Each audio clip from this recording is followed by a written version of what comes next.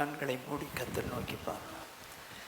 எங்களை நேசிக்கிற எங்கள் மகா பரிசுத்தமுள்ள எங்கள் பரலோக பிதாவே, உம்முடைய பரிசுத்தமுள்ள நாமத்தை வாழ்த்தி ஸ்தோத்திரிக்கிறோம். கிருபையும் இரக்கம் உள்ள பிதாவே, நல்லவரு நன்மை செய்கிறவருமானவரே, ஸ்தோத்திரிக்கிறோம். இந்த நாளிலும் எம்மட்டும் உடைய பிள்ளைகள் உடைய சமூகத்தில் வந்து பாடி துதித்து ஆராதிக்க உதவி செய்தீர். எப்பொழுதும் வந்திருக்கிற என்னோடும் எங்களோடும் பேசுவீராக. உடைய வசனங்களை கற்றுக்கொள்ள உணர்வுதாரும், வாழ கிருபைதார். இயேசு கிறிஸ்துவின் இன்ப நாமத்தில் பிதாவே, ஆமென். கர்த்தருடைய பரிசுத்த நாமத்திற்கு மகிமை உண்டாகட்டும். இந்த நாளிலே நாம் தியானிக்க போற தேவ செய்தியின் தலைப்பு ஓநாய்கள்.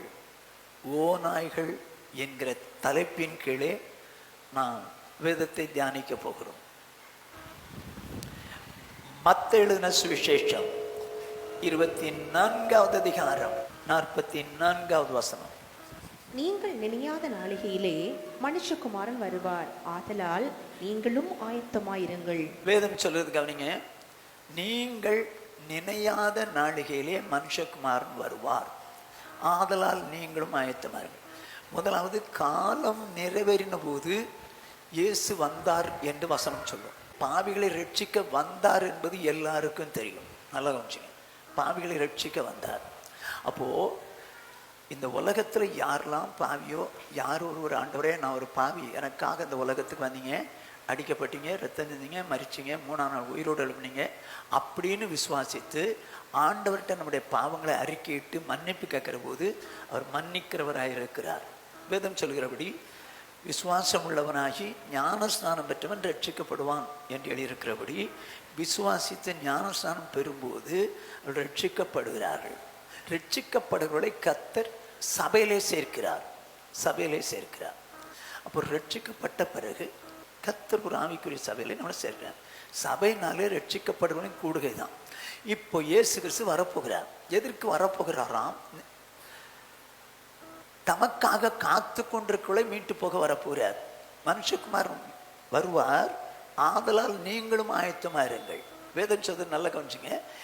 நினையாத நாளிகையிலே மனுஷகுமார் வருவார்.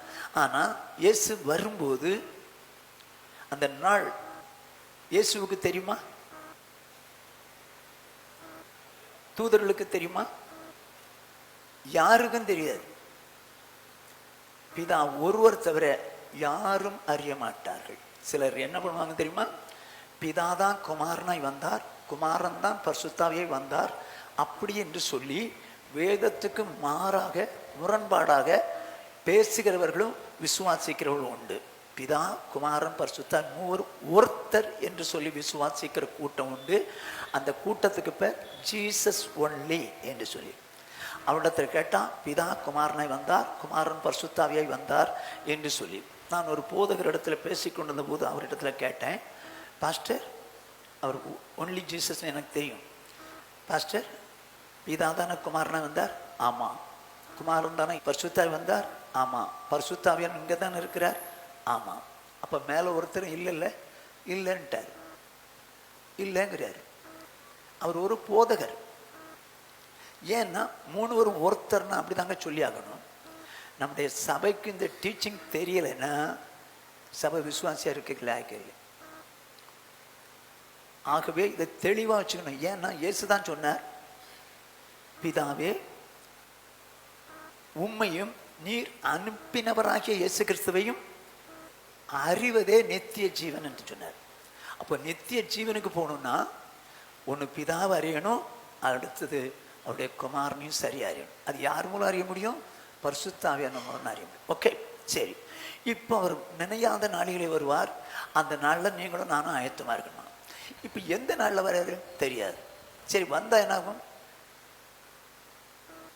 ஆயத்தமாக இருந்தவங்கள கூட்டிகிட்டு போகிறார். மற்றவங்க என்ன ஆவாங்க? அந்தி கிறிஸ்து என்று சொல்லக்கூடிய மிருகத்தின் ஆட்சியில சிக்கிடுவாங்க. அது மிக உபத்திரம் நிறைந்த காலம்.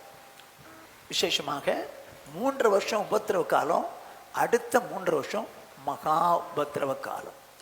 இந்த உபத்திரவ காலத்திலே சபை இருக்கக்கூடாது என்று எண்ணிதான் தேவன் அதற்கு முன்னால் சபையை எடுத்துட்டு போகிற வரப்போற.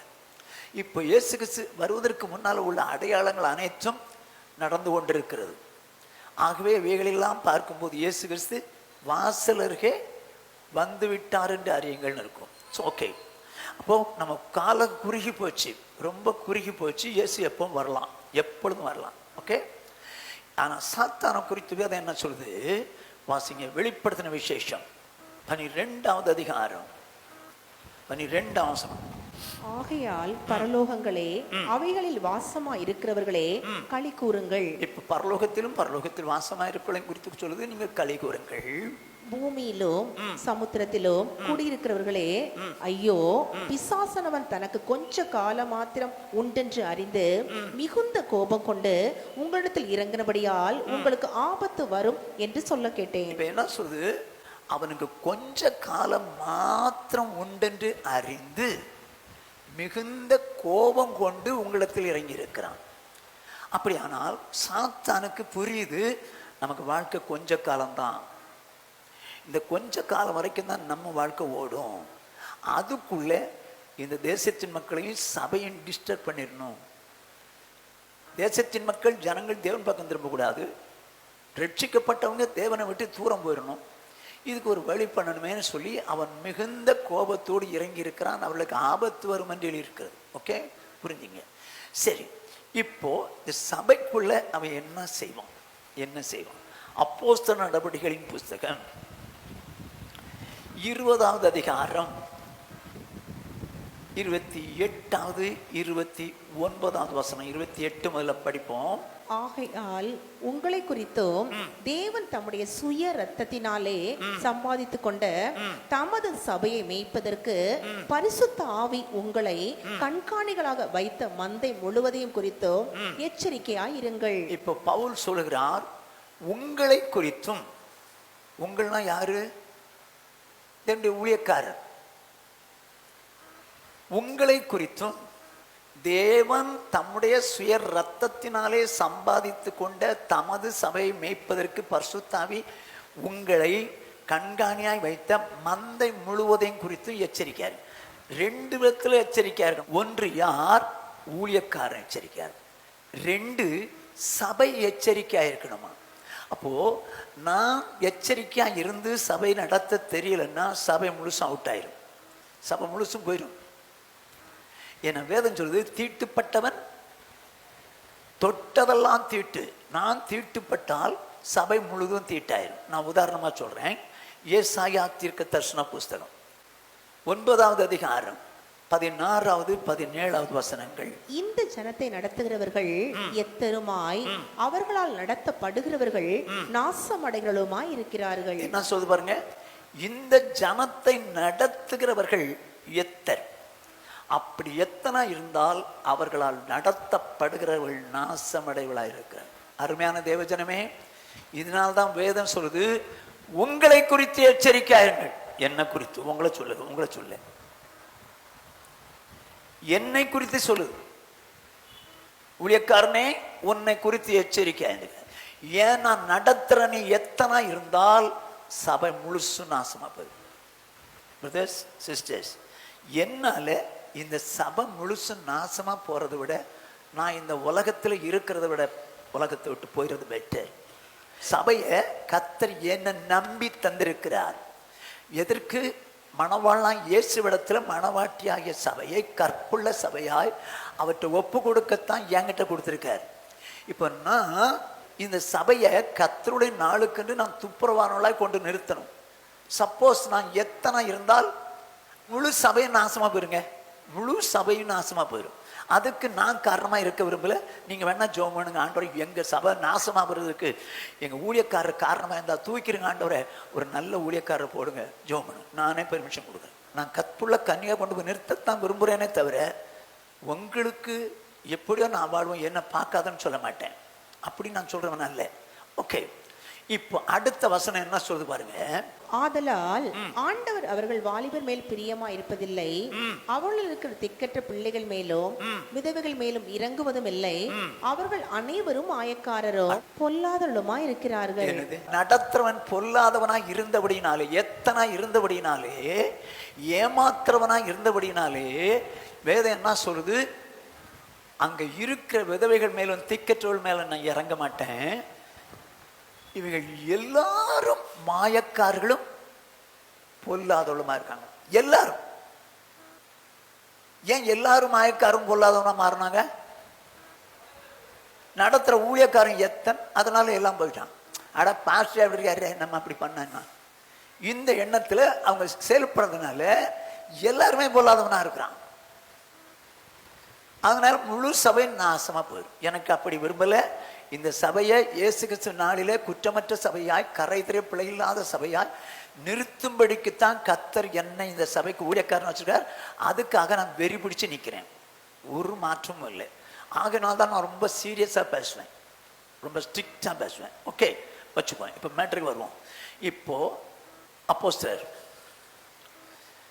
20, 28, 29 மடவன் படிங்க.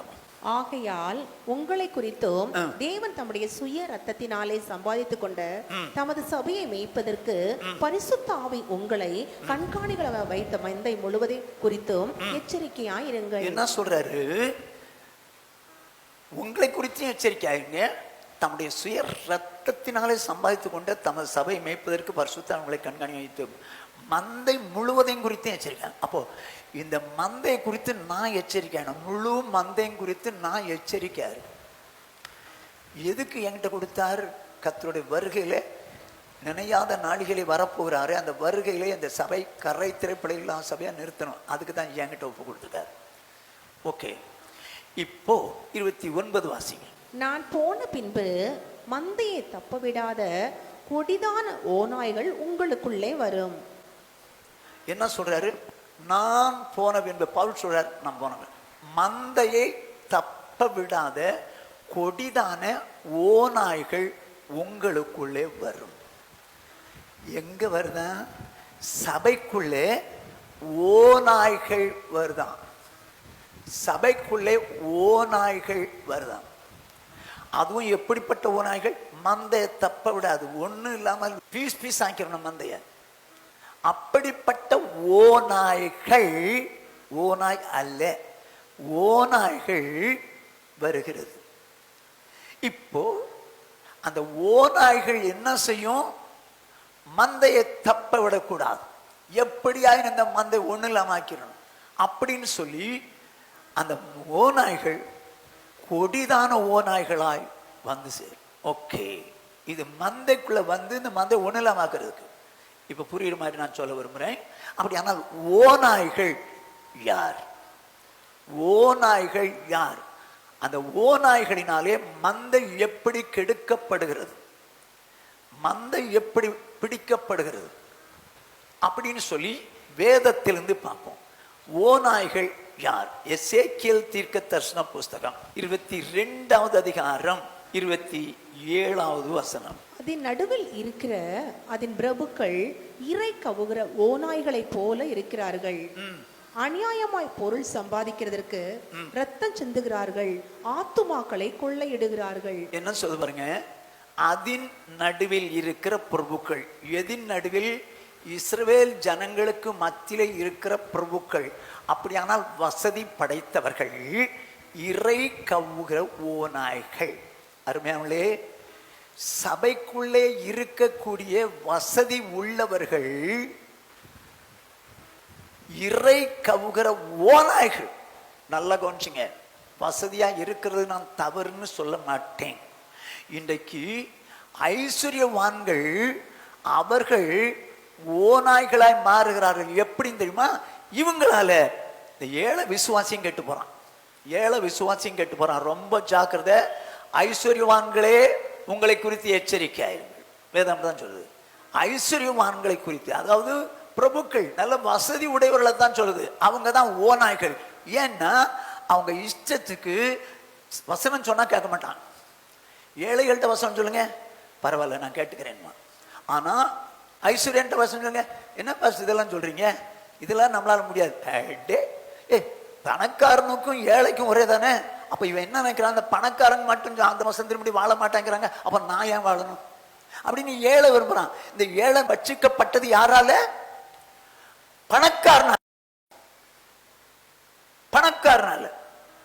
இந்த பணக்காரங்க நிறைய வசனங்கள் கீழ்ப்படிய மாட்டாங்க, நிறைய வசனத்துக்கு கீழ்ப்படிய மாட்டாங்க. அப்படி கீழ்ப்படியாதனால என்ன நடக்குது, அவங்கள பார்த்து இந்த ஏழைகளும் அப்படி ஆயிடுறாங்க, ஏழைகளும் அப்படி ஆயிடுறாங்க. ஏழை விசுவாசிகளும் ஏன் அவங்கெல்லாம் என்ன பண்றாங்க, அவங்கெல்லாம் கீழ்ப்படியல, அப்ப நாங்க எங்க கீழ்ப்படினு, நாங்க அப்படி செய்யணும் அப்படின்னு சொல்லி அவங்கள பார்த்து கெட்டு போயிறாங்க. நான் உதாரணத்துக்கு சொல்றேன் பாருங்க. உதாரணத்துக்கு 2 கொரிந்தியர் 11வது அதிகாரம் 2வது 3வது வசனங்கள். நான் உங்களை கற்புள்ள கன்னிகையாக கிறிஸ்து என்னும் ஒரே புருஷனுக்கு ஒப்பு கொடுக்க நியமித்தபடியால் உங்களுக்காக தேவ வைராக்கியம் கொண்டிருக்கிறேன். இப்போ சபைக்கு, கொரிந்து சபைக்கு ஊழியக்காரனாகிய பவுல் சொல்றான், நான் உங்களை கற்புள்ள கன்னிகையாக கிறிஸ்து என்னும் ஒரே புருஷனுக்கு ஒப்பு கொடுக்க தேவ வைராக்கியம் கொண்டிருக்கிறேன். நான் அப்படிதாங்க சொல்றேன், உங்களை கற்புள்ள கன்னிகையாக கிறிஸ்து என்னும் ஒரே புருஷனுக்கு ஒப்பு கொடுக்க நியமித்திருக்கிறேன். ஆகையினால நான் தேவ வைராக்கியமா இருப்பேன், வெறி பிடிச்சனும் நிற்பேன், யாருக்காகவும் மலாஜா பார்க்க மாட்டேன். இப்ப வெறி பிடிச்சவன் என்ன சொல்றான் பாருங்க, வைராக்கியம் உள்ளவன், சபையை குறித்து வைராக்கியம் உள்ளவன் என்ன சொல்றான், அடுத்த வசனம். ஆகிலும் சர்ப்பமானது தன்னுடைய தந்திரத்தினாலே ஏவாளை வஞ்சித்தது போல உங்கள் மனதும் கிறிஸ்துவை பற்றிய உண்மை நின்று விலகும்படி கெடுக்கப்படுமோ என்று பயந்திருக்கிறேன். நல்லா கவனிச்சுங்க அந்த வசனத்தை. அவன் என்ன பயப்படுறாரு, நான் உங்களை கற்புள்ள கன்னிகையாக கிறிஸ்தியன் ஒரே புருஷனுக்கு ஒப்பு கொடுக்க நியமிச்சிருக்கேன். ஆனா எனக்கு பயமா இருக்குது. என்னத்துக்கு பயமா இருக்குது, ஏவாளை சர்ப்பமானது தந்திரமாய் வஞ்சித்து அவ ஏமாற்றப்பட்டது போல உங்கள் மனதும் கிறிஸ்துவை பற்றி உண்மை நின்று விலகும்படி கெடுக்கப்படுமோ என்று பயந்திருக்கிறேன். அப்படின்னு அர்த்தம் என்ன, அநேக நேரம் படிச்சிருக்கிறோம். அதாவது your mind should be corrupted from the simplicity that is in Christ. இயேசு கிறிஸ்துவில் உள்ள எளிமையிலிருந்து உங்கள் மனம் விலகி விடுமோ. அப்ப அந்த சாத்தான் என்ன தந்திரம் பண்றான்னு சொல்லுங்க. இப்போ அன்னைக்கு ஏவாளை தந்திரமா வஞ்சித்து மாட்டி விட்டான், அதே போல இந்த சாத்தான் தந்திரமா உங்களை, இயேசு கிறிஸ்துவ எளிமையா இருந்தாரு, அந்த எளிமையிலிருந்து விலக்கி உங்களை ஆடம்பரமா வாழ வைக்கலாம்னு பாக்குறான். சபையே பி கேர்ஃபுல், ஜாக்கிரதை. நீ ஐஸ்வர்யவானா இருக்கலாம், வசதி படைத்தவனா இருக்கலாம், வசதி படைத்தவளா இருக்கலாம், ஆடம்பரமா வாழாத. ஆடம்பரமா வாழ்ந்தா என்ன நடக்கும் தெரியுமா, உனக்கு பின்னால் இருக்க ஏழை ஆடம்பரமா வாழ வருவான். கடன் வாங்கியாவது இன்னைக்கு ட்ரெஸ்ஸு கொஞ்சம் வசதி வந்தோம்னா ட்ரெஸ்ஸிங்ல தான் முதல்ல மாறும். சுத்தமா ட்ரெஸ்ஸை போடுறாங்க. இதை பார்த்து ஏழை விசுவாசி என்ன பண்ணுவாங்க, ஏன் அவங்க எல்லாம் போடல, நாங்க போட்டாதான் தப்பாக்கும் அப்படின்னு சொல்லி இந்த ஏழை விசுவாசிகள் பணக்காரங்க போட்டாங்க பாருங்க ஸ்டைலிஷ் ட்ரெஸ், அது மாதிரி போட விரும்புறாங்க. கெட்டு போனது யாரால,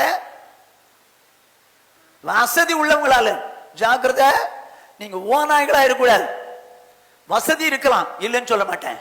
ஆனால் வசதி இருக்கிற நீங்கள் தேவனுக்கு பயந்து தேவனுக்கு பிரியமா இருக்கிற வழியை பாருங்க. ஆடம்பரமா இருக்கலாம், எப்படி வேணாலும். ஆனா நல்ல கொஞ்சங்க, ரொம்ப பணக்காரங்க தாங்க வசனம் சொன்னா கேட்க மாட்டாங்க, ஏழைகள் எல்லாம் சொன்னா கேட்பாங்க. ஆனா பணக்காரங்க, நிறைய பணக்காரங்க சொல்ற வசனத்துக்கு கீழ்ப்படிய மாட்டாங்க. உங்களே கொஞ்சம் பார்த்துங்களேன், எல்லா வசனத்துக்கும் கீழ்ப்படிச்சிட்டீங்களா? ஆனா நிறைய வசனத்துக்கு கீழ்ப்படிய மாட்டாங்க. ஆனா இது ஏழை பார்க்குறாங்க, ஏன் அவங்களே அந்த வசனத்துக்கு கீழ்ப்படியல, அப்புறம் நான் ஏன் கீழ்ப்படியணும், நாங்க ஏங்க கீழ்ப்படியணும், நம்மளால முடியாது அப்படின்னு நிற்பான். அது காரணம் யாரு, தந்திரமா சாத்தான் ஏவாளை வஞ்சத்தது போல இவங்க மைண்டை கரப்ட் பண்றான். இப்போ நல்லா இருக்கிற விசுவாசி கூட பணக்கார விசுவாசிகள் வசந்தபடி வாழ மாட்டேங்கிறாங்க பார்த்தீங்களா, அவங்களே வாழல, நான் ஏன் வாழணும் அப்படின்னு சொல்லி அவங்க வசந்துக்கு மாறா போறாங்க. காரணம், பிரபுக்கள், வசதி உள்ளவங்க, ஐஸ்வர்யவான்கள். அருமையான தேவஜனமே, ஒன்னால அடுத்த விசுவாசி கெடக்கூடாது.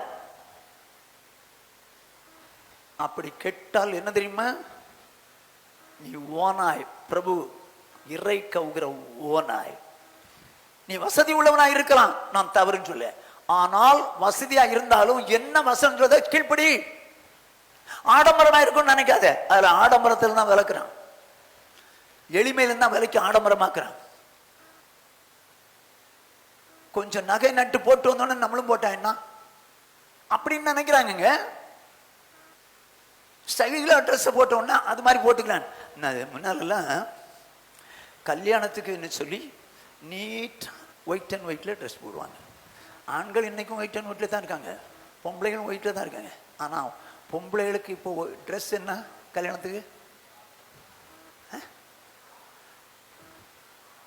ஃப்ராக். ஏங்க அது ட்ரெஸ்ஸா? அது ட்ரெஸ்ஸா?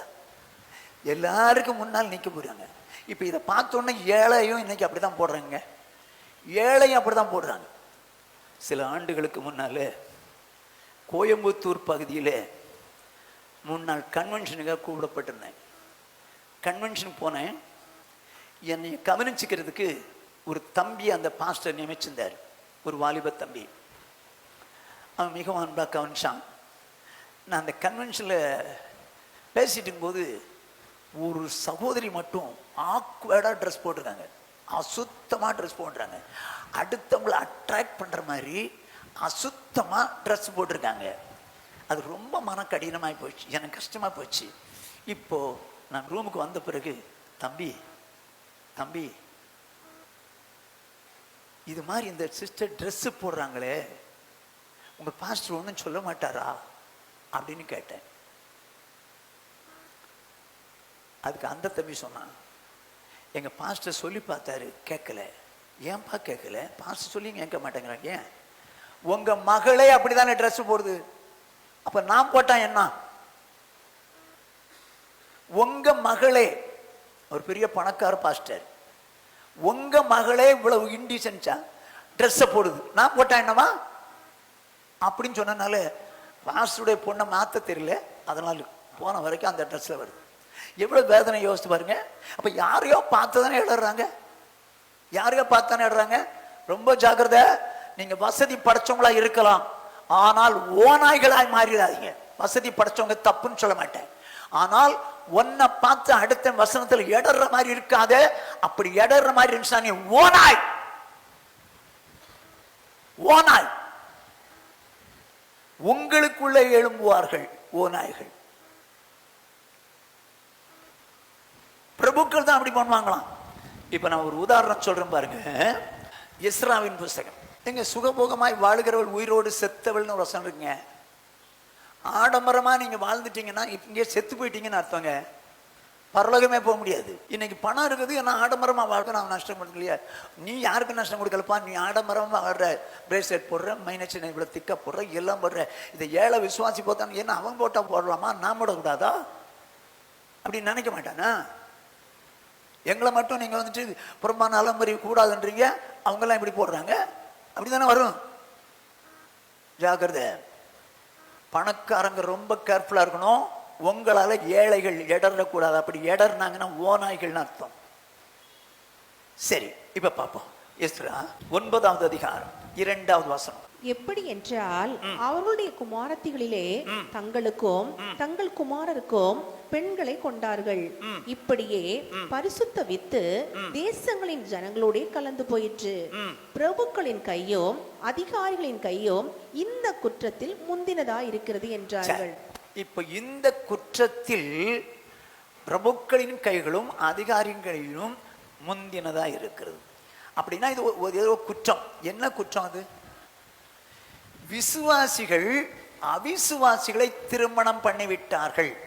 நல்ல கவனமா கேட்டுங்க. விசுவாசி விசுவாசியை தான் கல்யாணம் பண்ணும், விசுவாசி அவிசுவாசியை கல்யாணம் பண்ணக்கூடாது. அப்படி பண்ணினால் அது குற்றம். குற்றம். ஆனா இப்படி குற்றம் செய்யறவர்கள முதன்மையா இருக்கிறது யார் தான்? பிரபுக்கள். வசதி உள்ளவனும் அதிகாரியும் தாங்க. பிரபுக்களும் அதிகாரிகளும் தான். வசதி உள்ளவன் தான் இந்த மாதிரி குற்றம் பண்ண அவிசுவாசிகளை கல்யாணம் பண்றான்.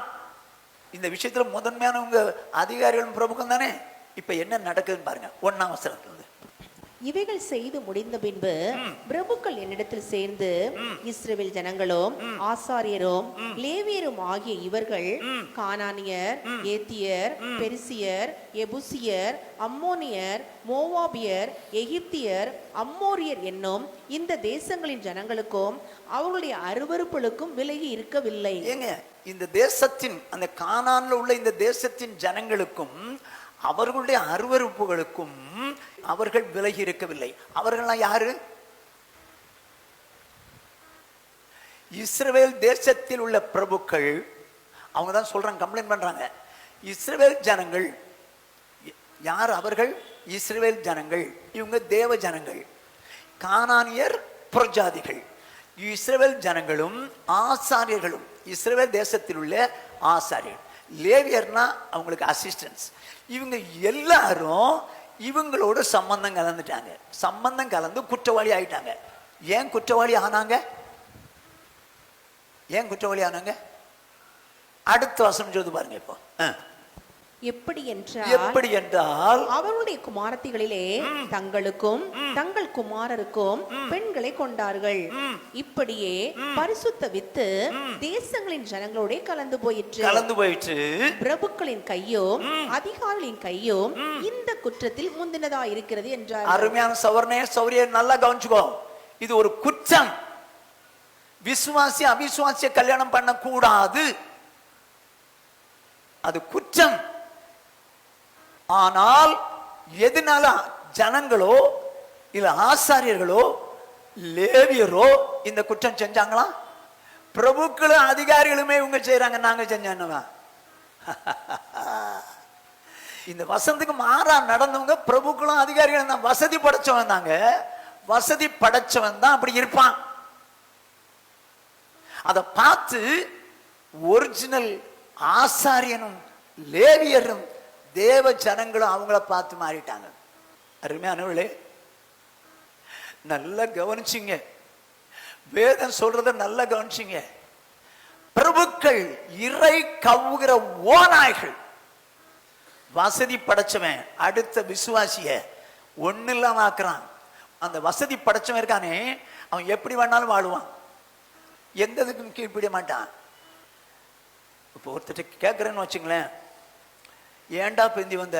எங்களை மட்டும் கேட்குறீங்க பாஸ்டர், அவங்கெல்லாம் மொத்தமா பிந்தி வரலையா? அவங்களெல்லாம் கேட்க மாட்டாங்க. அவங்க யார்? பணக்காரங்க. அப்ப அவங்கள பார்த்து தான் நான் பின்னால வர்றேன்றான். அவங்க பணக்காரங்க, பிந்தி வர்றாங்க. எங்களை கேட்குறீங்க, அவங்கள கேளுங்க. நான் அவங்ககிட்ட தான் கேட்பேன். அப்ப ஏன் பிந்தி வர்றாங்க?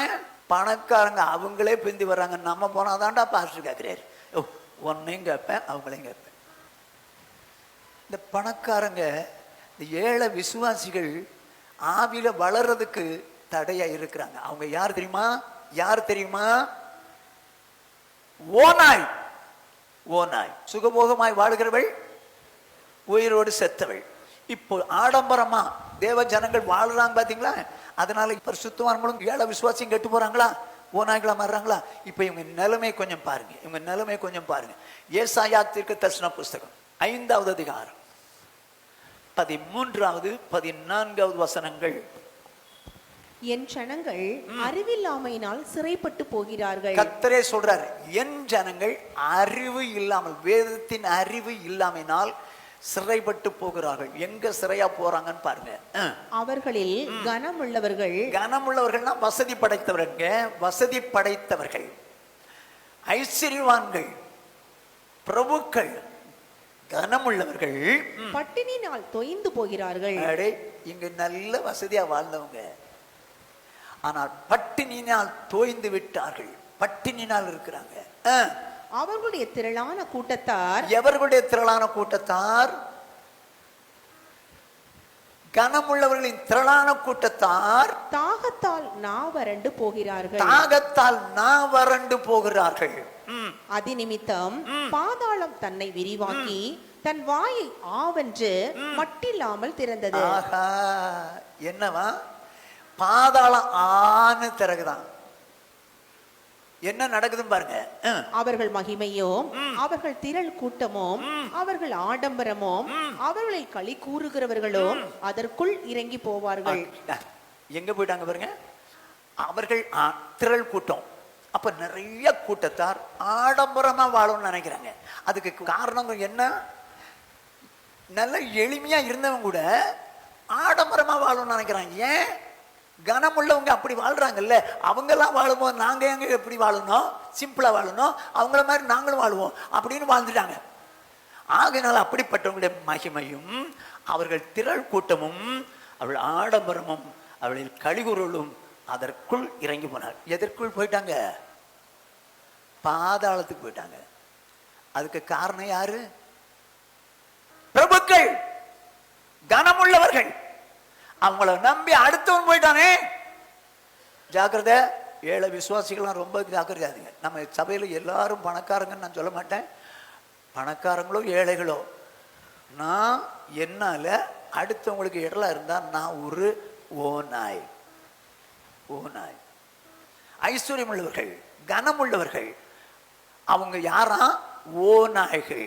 அடுத்தவங்களை பட்சிக்கிறாங்க. Okay, right. வேதம் என்ன சொல்றதுன்னா, சுகபோகமா வாழணும்னு நினைக்காதீங்க. சிம்பிள். ஆபிரகாம் பயங்கர பணக்காரன், பயங்கர பணக்காரன், பூமி தாங்க கூடாத ஆஸ்தி. ஆனா நடந்தது என்ன? எளிமையா வாழ்ந்து போயிட்டாங்க. உங்களுக்கு வசதி இருக்கலாம், இல்லைன்னு சொல்ல மாட்டேன். கர்த்தருடைய ஆசீர்வாதம் ஐஸ்வர்யத்தை தரட்டும். ஆனா தந்தாலும் நீங்க சுகபோகமா ஆடம்பரமா வாழணும்னு நினைக்காதீங்க. அது அடுத்தவங்களை பாதிக்கும். அப்படி அடுத்தவங்களை பாதிச்சா நீங்க யாராயிருவீங்க? ஓநாயா மாறுவீங்க. அவங்கள பட்சிக்கிறீங்க, ஓநாயா மாறுவீங்க. ஓநாயா மாறுறது ஃபர்ஸ்ட் பாயிண்ட். ரெண்டாவது ஓநாய் யார்? ரெண்டாவது ஓநாய் யார்? செப்பனியாவின் புஸ்தகம் 3வது அதிகாரம் 3ஆம் வசனம். அதற்குள்ளே இருக்கிற அதன் அதிபதிகள் கெர்ச்சிக்கிற சிங்கங்கள், அதன் நியாயாதிபதிகள் சாயங்காலத்தில் புறப்படுகிறதோ விடியற்காலம் மட்டும் ஒரு எலும்பையும் மீதியாக வைக்காததுமான ஓநாய்கள். அதற்குள்ளே இஸ்ரவேல் ஜனங்களுக்குள்ளே இருக்கிற அதன் அதிபதிகள் கெர்ச்சிக்கிற சிங்கங்கள். ஓகே, அதன் அந்த இஸ்ரவேல் தேசத்துக்குள்ளே இருக்கக்கூடிய நியாயாதிபதிகள் இறை கவுகிற ஓநாய்கள். நியாயாதிபதிகள் இறை கவுகிற ஓநாய்கள். நியாயாதிபதிகள் நான் யாருங்க? ஜட்ஜஸ். ஜட்ஜஸ்ன்னு இங்கிலீஷில் சொன்னா தெரியும், நியாயாதிபதினு சொன்னா யாருக்கு தெரியும்? நம்ம இங்கிலீஷில் தேர்னவங்க, தமிழ் தான் தட்டுப்பாடு. அப்படியா? சரி, ஜட்ஜஸ் இறை கவுகிற ஓநாய்கள். எப்படி அப்படின்னா வேதம் சொல்லுது பாருங்க, வாசிங்க தயவு செய்து. மீகா தீர்க்கதரிசியின் புஸ்தகம் 7வது அதிகாரம் 3வது வசனம். பொல்லாப்பு செய்ய அவர்கள் 2 கைகளும் நன்றாய் கூடும். அதிபதி கொடு என்கிறான், நியாயாதிபதி கைக்கூலி கேட்கிறான், பெரியவன் தன் துராசையை தெரிவிக்கிறான். இவ்விதமாய் புரட்டுகிறார்கள். பொல்லாப்பு செய்ய அவர்கள் 2 கைகளும் நன்றாய் கூடும். பொல்லாப்பு செய்ய போறான்னு அர்த்தம். நன்றாய் கூடும் சொல்லிட்டு அதிபதி கொடு என்கிறான், நியாயாதிபதி கைக்கூலி கேட்கிறான். நியாயஸ்தலத்திலே நியாயம் இல்லை. நியாயாதிபதி ஓநாய். இவன் என்ன கேட்கிறான்? நியாயஸ்தலத்துல நியாயம் செய்ய மாட்டேங்கிறான். எதனால? கைக்கூலி கேட்கிறான், லஞ்சம் கேட்கிறான். இது எப்ப இருந்திருக்குது? அந்த காலத்திலே இருந்திருக்கு. இப்போ நியாயாதிபதிகள் நிறைய காரியத்துக்காக, சொந்த காரணத்துக்காக, இல்ல கட்சி காரியத்துக்காக, இல்ல ஜாதி காரியத்துக்காக நியாயத்தை புரட்டிடுறாங்க. நியாயத்தை புரட்டிடுறாங்க. நிறைய பேர் லஞ்சம் கொடுத்த நியாயத்தை புரட்ட வச்சு தனக்கு சாதகமா மாத்திடுறாங்க. நியாயாதிபதிகள் தப்பு செய்யறவன, தப்பு நியாயம் இருக்கிறப்பெல்லாம் லஞ்சம் வாங்கணும்னு என்ன பண்ணிடுறான்? தப்பு செய்யாதவனை தப்பு செஞ்ச மாதிரியும், தப்பு செஞ்சவனை நிரபராதின்னு சொல்லி அனுப்பிச்சிடுறாங்க. இது காரணம் யாரு? நியாயாதிபதி தானே. அவனை குறித்து தான் சொல்லுது. அவன் ஓநாய். ஓநாய். இப்போ சாலமோன் காலத்துல இஸ்ரவேல் தேசத்தை அரசாடுறான். சாலமோன் இஸ்ரவேல் தேசத்தை அரசாடுறான். 12 கோத்திரத்தை அரசாடுறான். அவனுக்கு கீழே தான் என்ன இருக்குது, நியாயஸ்தலம் அது இதுன்னு எல்லாமே இருக்கு. அவன் என்ன சொல்றான் பாருங்க, பிரசங்கின் புஸ்தகம் 3வது அதிகாரம் 16ஆம் வசனம். பின்னும் சூரியனுக்கு கீழே நான் நியாயஸ்தலத்தை கண்டேன், அங்கே அநியாயம் இருந்தது. நீதி ஸ்தலத்தையும் கண்டேன், அங்கே அநீதி இருந்தது. பின்னும் சூரியனுக்கு கீழே நான் நியாயஸ்தலத்தை கண்டேன், அங்கே அநியாயம் இருந்தது. எங்க இவன் ஒரு கிங், இவனுக்கு கீழே தான் ராஜ்யங்கள் இருக்குது. அந்த ராஜ்யங்களுக்குள்ள நியாயஸ்தலங்கள் இருக்குது. ஆனா அவன் சொல்றான், ஐயோ நியாயஸ்தலத்துல அநியாயம் இருந்துச்சு, அங்க அதைத்தானே கண்டேன். நீதி ஸ்தலத்தை கண்டேன், அங்கே அநீதி இருந்ததுன்றான். அவன் வச்சிருக்கிற அவனுடைய தேசத்துல 12 கோத்திரத்தான் நிறைந்த அந்த தேசத்துல நியாயஸ்தலம் கெட்டு போச்சு, நீதி இல்லை, அநியாயமாய் போச்சு. இது காரணம் என்ன? கைகூலி கேட்குறான், இல்லை தனக்கு சாதகமாக இருந்தவங்கள ஒரு விடுதலை பண்ணிடுறான். எனக்கு நீதிமானை துன்மார்க்கன் என்றும் துன்மார்க்கனை நீதிமான் என்றும் சொல்லுகிறவனுக்கு ஐயோ. இந்த வக்கீல்லாம் பார்த்தீங்களா, வக்கீல், எனக்கு இந்த லாயர் இருக்காங்களே, லாயர் வந்து எந்த லாயராக இருக்கலாம், கன்சல்டிங் லாயராக இருந்தால் பிரச்சனை இல்லை. இங்கே கோர்ட்டுக்கு போனீங்க, மாடுதங்காத வைக்கோல் ஆயிடும். எப்படி ஏங்க, ஒருத்தன் கொலை செஞ்சிட்டான். இப்போ அந்த கேஸ் அவன் அந்த யார்கிட்ட போயிருக்குது, வக்கீல்கிட்ட போயிருக்குது. வக்கீல் போனா என்ன சொல்றாரு, டேப்பா நான் சொல்லித்தரதை சொல்லு, நீ கொலை செஞ்சா? ஆமாம் சார். அதை போய் சொல்லாத, நான் சொல்றதை சொல்லு. நான் கொலை செய்யல அப்படின்னு சொல்லு. சத்தியமா சொல்லு அப்படின்னு கேட்டான். சத்தியமா இல்லை அப்படின்னு சொல்லு அப்படின்னு சொல்ல வைப்பாங்க. சொன்னது யாரு? வக்கீல். போய் சாட்சி சொல்றது யாரு? கொலை செஞ்சவன். இப்ப ஏன் இப்படி சொல்லி கொடுக்குறாங்க? சொல்லி கொடுத்த வக்கீல் இருக்காரு பார்த்தீங்களா, இவர் தான் ஒரு நாள் ஜட்ஜா வருவார். இவர் தான் ஒரு நாள் ஜட்ஜா வருவார். அங்கே அவருக்கு தெரியும், நம்ம போட்டோம்ல அன்னைக்கு இது மாதிரிலாம் பேசினேன், இன்னைக்கு நம்மள்கிட்ட அப்படி தானே வருவான். எதுக்குங்க அவங்ககிட்ட போறீங்க? நான் லீகல் அட்வைசரை போடுறது தப்புன்னு சொல்ல மாட்டேன். பிஎல் படிச்சுட்டு லீகல் அட்வைசரை போடுறது தப்பு இல்லை. நிறைய பேருக்கு என்ன தெரியுமா, நம்ம பேருக்கு பின்னாலே பிஏ பிஎல்னு இருந்தால் தான் மதிப்பு. அதில் ஒரு சின்ன அந்த என்னது, கார்லெல்லாம் ஒரு ஸ்டிக்கர் ஒட்டிக்கணும், அப்படி ஒட்டினாதான் மதிப்பு. எதுக்கு? வக்கீல்.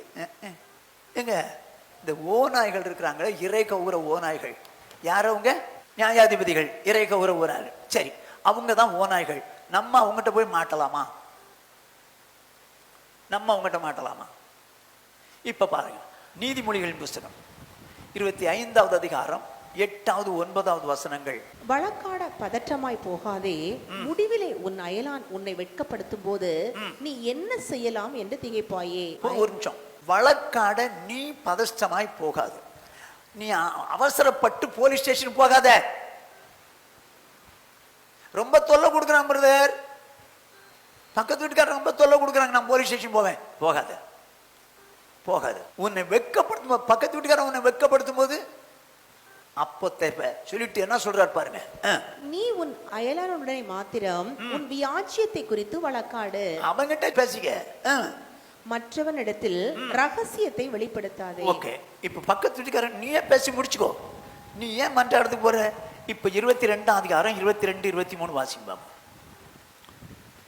ஏழையா இருக்கிறான் என்று ஏழையை கொள்ளையிடாதே, சிறுமையானவனை நியாயஸ்தலத்தில் உபத்திரவப்படுத்தாதே. என்ன சொல்றாரு? ஏழையா இருக்கிறான், அவனை கேட்கறதுக்கு எவனுக்குமே ரைட் இல்லை. நியாயஸ்தலத்தில் உபத்திரவப்படுத்தாதே. யார? ஏழையா இருக்கிறான் சொல்லி. பணக்காரங்க தாங்க கேஸ் போட்டு போவாங்க. ஜாக்கிரதை, நீங்க எந்த சூழ்நிலையிலையும் கேஸே போடக்கூடாது.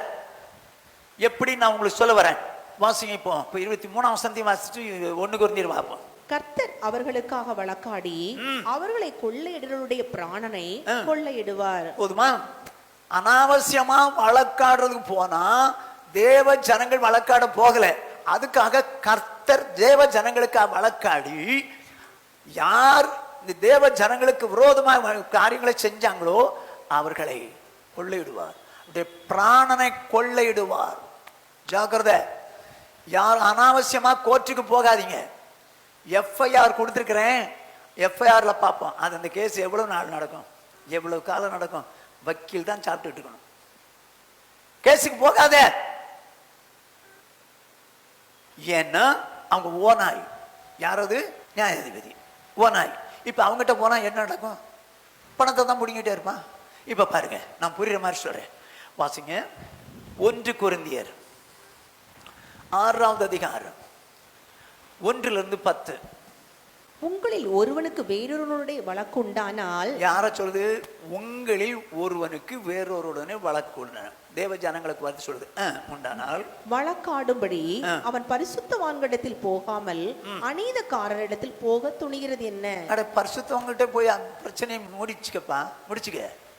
ஏன் நீ அநீதிக்காரங்கிட்ட ரட்சிக்கப்படாத போலீஸ் ஸ்டேஷனுக்கும் கோர்ட்டுக்கும் போகாத. பரிசுத்தவான்கள் உலகத்தை நியாயம் தீர்ப்பார்கள் என்று அறியீர்களா? நம்ம எல்லாம் உலகத்தை நியாயம் தீர்க்க போறவங்க, அப்படி அறியீர்களா? உலகம் உங்களால் நியாயம் தீர்க்கப்படுவதா இருக்க அற்ப வழக்குகளை தீர்க்க நீங்கள் அபாத்திரரா? என்னப்பா, நீங்க தான் உலகத்தையே நியாயம் தீர்க்க போறீங்க. அப்படி இருக்க அற்ப வழக்க நீங்க நியாயம் தீர்க்காம போறது என்ன சொல்லிட்டு தேவதூதர்களையும் நியாயம் தீர்ப்போம் என்று அறியீர்களா? அப்படி இருக்க இந்த ஜீவனுக்கு ஏற்றவைகளை நீங்கள் தீர்த்து கொள்ள கூடாது இருக்கிறது எப்படி? நீ இந்த பிரச்சனையை தீர்த்து கொள்ளாது எப்படி சொல்லிட்டு, இந்த ஜீவனுக்கு ஏற்ற வழக்குகள் உங்களுக்கு இருந்தால் உங்களுக்குள்ள குடும்ப பிரச்சனை இல்ல, இடம் பிரச்சனை இல்ல, வீடு பிரச்சனை இல்ல, ஏதோ பிரச்சனை சரிதானா, பண பிரச்சனை இருந்தால் தீர்ப்பு செய்கிறதற்கு சபையில் அற்பமா எண்ணப்பட்டவர்களை நியமித்துக் கொள்ளுங்கள். வாங்கப்பா, அநீதிகாரங்கிட்ட போகாதீங்க. அநீதி செய்யறவனுக்கு அவனுங்கள கோர்ட்டுக்கு போனாலும் அங்க போனாலும் அநீதி தான். ஆனா நீங்க என்ன பண்ணுங்க, சபைக்குள்ள அற்பமா யாராவது சொல்றாங்கன்னு வச்சுங்க, அவங்ககிட்ட போங்க, அவன் உங்களுக்கு நியாயம் செய்வான். நீங்க ஏன் அங்க போறீங்க? அங்க போனா எங்க போய் சேரும்? போலீஸ் ஸ்டேஷன் போனா அப்புறம் கிடைச்சது எங்க போய் சேரும்? கோர்ட்டுக்கு வருங்க, கோர்ட்டுக்கு வரும். கோர்ட்டில் அவ்வளோ ஈஸியாக உடனே முடிஞ்சிடாது. அது பாட்டுக்கு எழுத்துட்டு இருக்கிறோம். வக்கீலுக்கு தான் காசு, நமக்கு காசு போச்சு. இப்போ அங்கே போனால் அவனோ யாரு ஓனாய் கோர்ட்டுக்கு போகுதுன்னு வச்சுங்க, எப்போ முடியும் தெரியாது. இப்போ என்ன சொல்லுதுன்னு பாருங்க. உங்களுக்கு வெட்கம் உண்டாகும்படி இதை சொல்லுகிறேன். சரி, சகோதரனுக்கும் உண்டான வழக்கை தீர்க்கத்தக்க விவேகி ஒருவனாகிலும் உங்களுக்குள் இல்லையா? சகோதரனோடே சகோதரன் வழக்காடுகிறான், அவிசுவாசிகளுக்கு முன்பாகவும் அப்படி செய்கிறான். சாத்தான் பார்த்தான், சௌரனுக்குள்ள வழக்காடு உண்டாக்கிட்டா.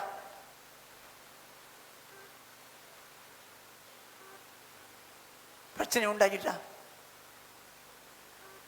சகோதரனோட சகோதரன் வழக்காடுகிறான். அவிசுவாசிகளுக்கு முன்பால் அப்படி சண்டை போட்டு எடுக்கிறீங்களே. இதுல வேற கேஸ்ன்னு வேற போறீங்க. கேஸ் என்ன நடக்குதுன்னு பாருங்க. நீங்கள் ஒருவரோடு ஒருவர் வழக்காடுகிறது எவ்விதத்திலும் குற்றமாயிருக்கிறது. இதுவும் குற்றம். அங்க ஒண்ணு பார்த்தோம், விசுவாசி அவிசுவாசியோட சேர்ந்தா குற்றம்னு பார்த்தோம். இங்க ஒருத்தரோடு ஒருத்தர் வழக்காடுகிறது குற்றமாயிருக்கும். அப்படி செய்கிறதை விட நீங்கள் ஏன் அநியாயத்தை சகித்துக் கொள்ளுகிறது இல்லை? எது அநியாயம்? எங்க அநியாயமா இன்னொன்னு செய்யறாங்க, அதுக்காக நீங்க வழக்காடி என்ன பண்ண போறீங்க? எஃப்ஐஆர் கொடுத்து கேஸ் போறீங்க. ஏன் அந்த அநியாயத்தை சகிச்சுக்க கூடாது? ஏன் அந்த அநியாயத்தை நீங்க சகிச்சுக்க கூடாது? ஏன் நீங்க கோர்ட் வரைக்கும் போறீங்க? கோர்ட்ல இருக்கிறவன் யாரு? லஞ்சம் வாங்குறவன். கோர்ட்ல இருக்கிறவன் அவனை குறித்து வேதம் என்ன சொல்லுது? இறை கவுகிற ஓனாய். இப்ப அவங்கிட்ட ஓனாய்கிட்ட போறீங்க. நீங்க ஒருத்தருக்கு ஒருத்தர் அநியாயத்தை சகிக்க கூடாதா? இதுக்கு மேலதான் கொஞ்சம் முக்கியமான மேட்டர் இருக்கு. வாசிங்க. ஏன் நஷ்டத்தை பொறுத்து கொள்ளுகிறது இல்லை? ஏன் அந்த நஷ்டத்தை பொறுத்து கொள்ள கூடாது? ஏன் அநீதிகாரங்கிட்ட போறீங்க? இப்ப ஏன் கோர்ட்டுக்கு போறீங்க? ஒரு நஷ்டம் தானா, போன போகுது அப்படின்னு விட்டுருங்க அப்படின்னு சொல்றாரு. நீங்களே அநியாயம் செய்கிறீர்கள்,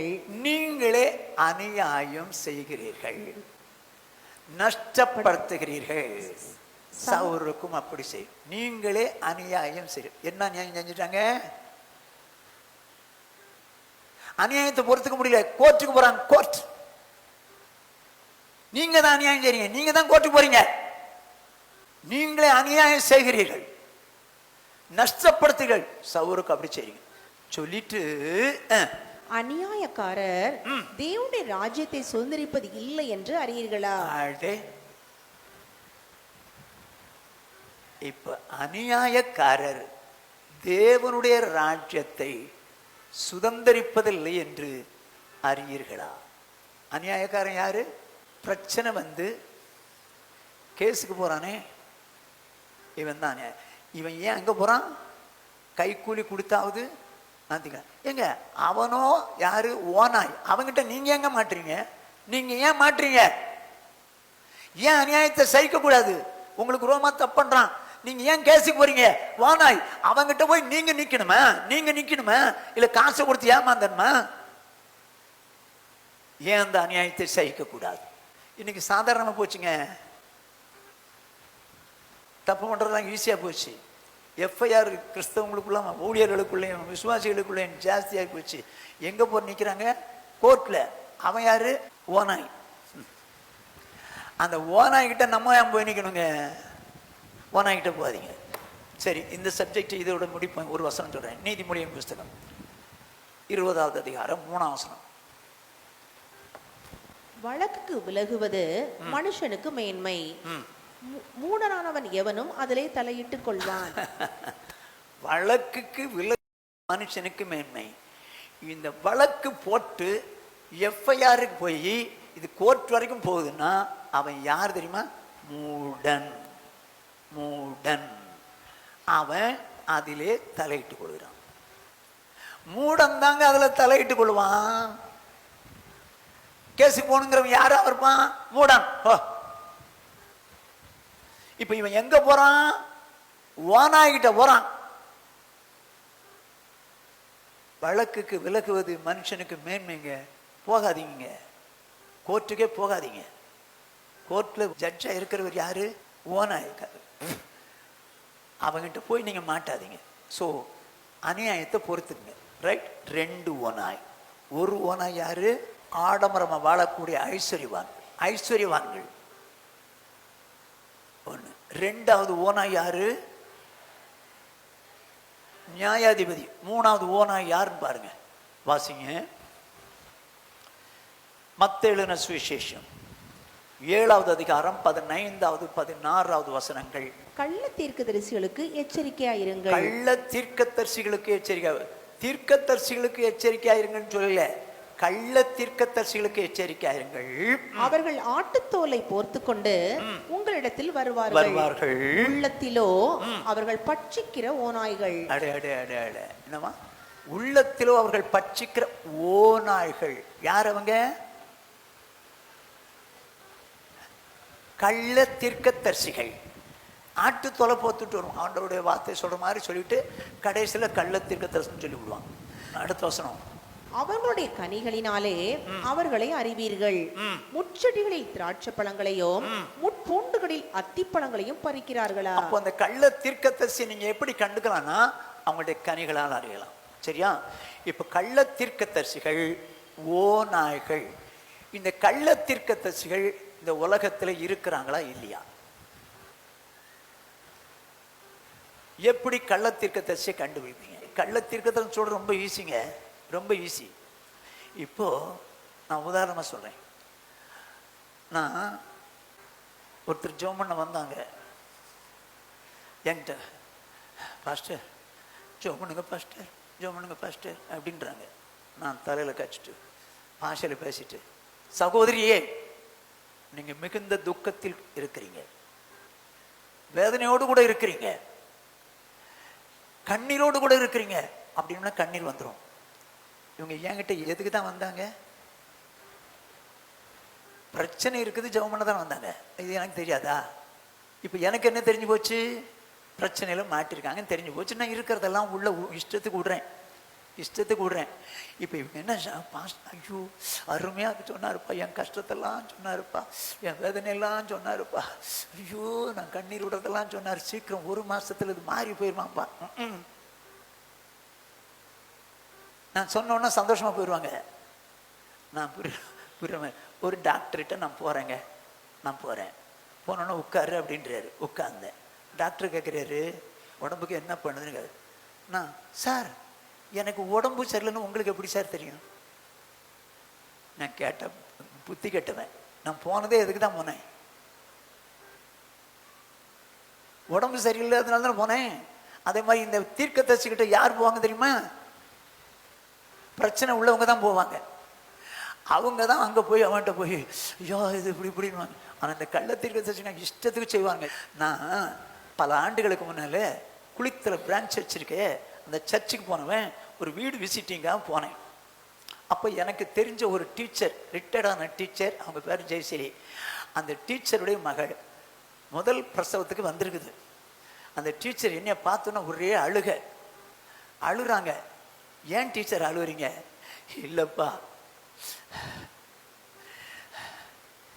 என் மகளுக்கு சிசரியனா இருக்குமா, டாக்டர் சொல்லிட்டாங்க சிசரியனா இருக்குமா. என்ன பிள்ளையா இருக்கும்னு கேட்டேன். அது பொண்ணு மாதிரி தான் தெரியுதுன்னு சொல்லிவிட்டாங்க. எனக்கு ரெண்டும் ஒத்துக்கலப்பான்னு அழுதாங்க. நான் சொன்னேன், டீச்சர் ஏன் கவலைப்படுறீங்க?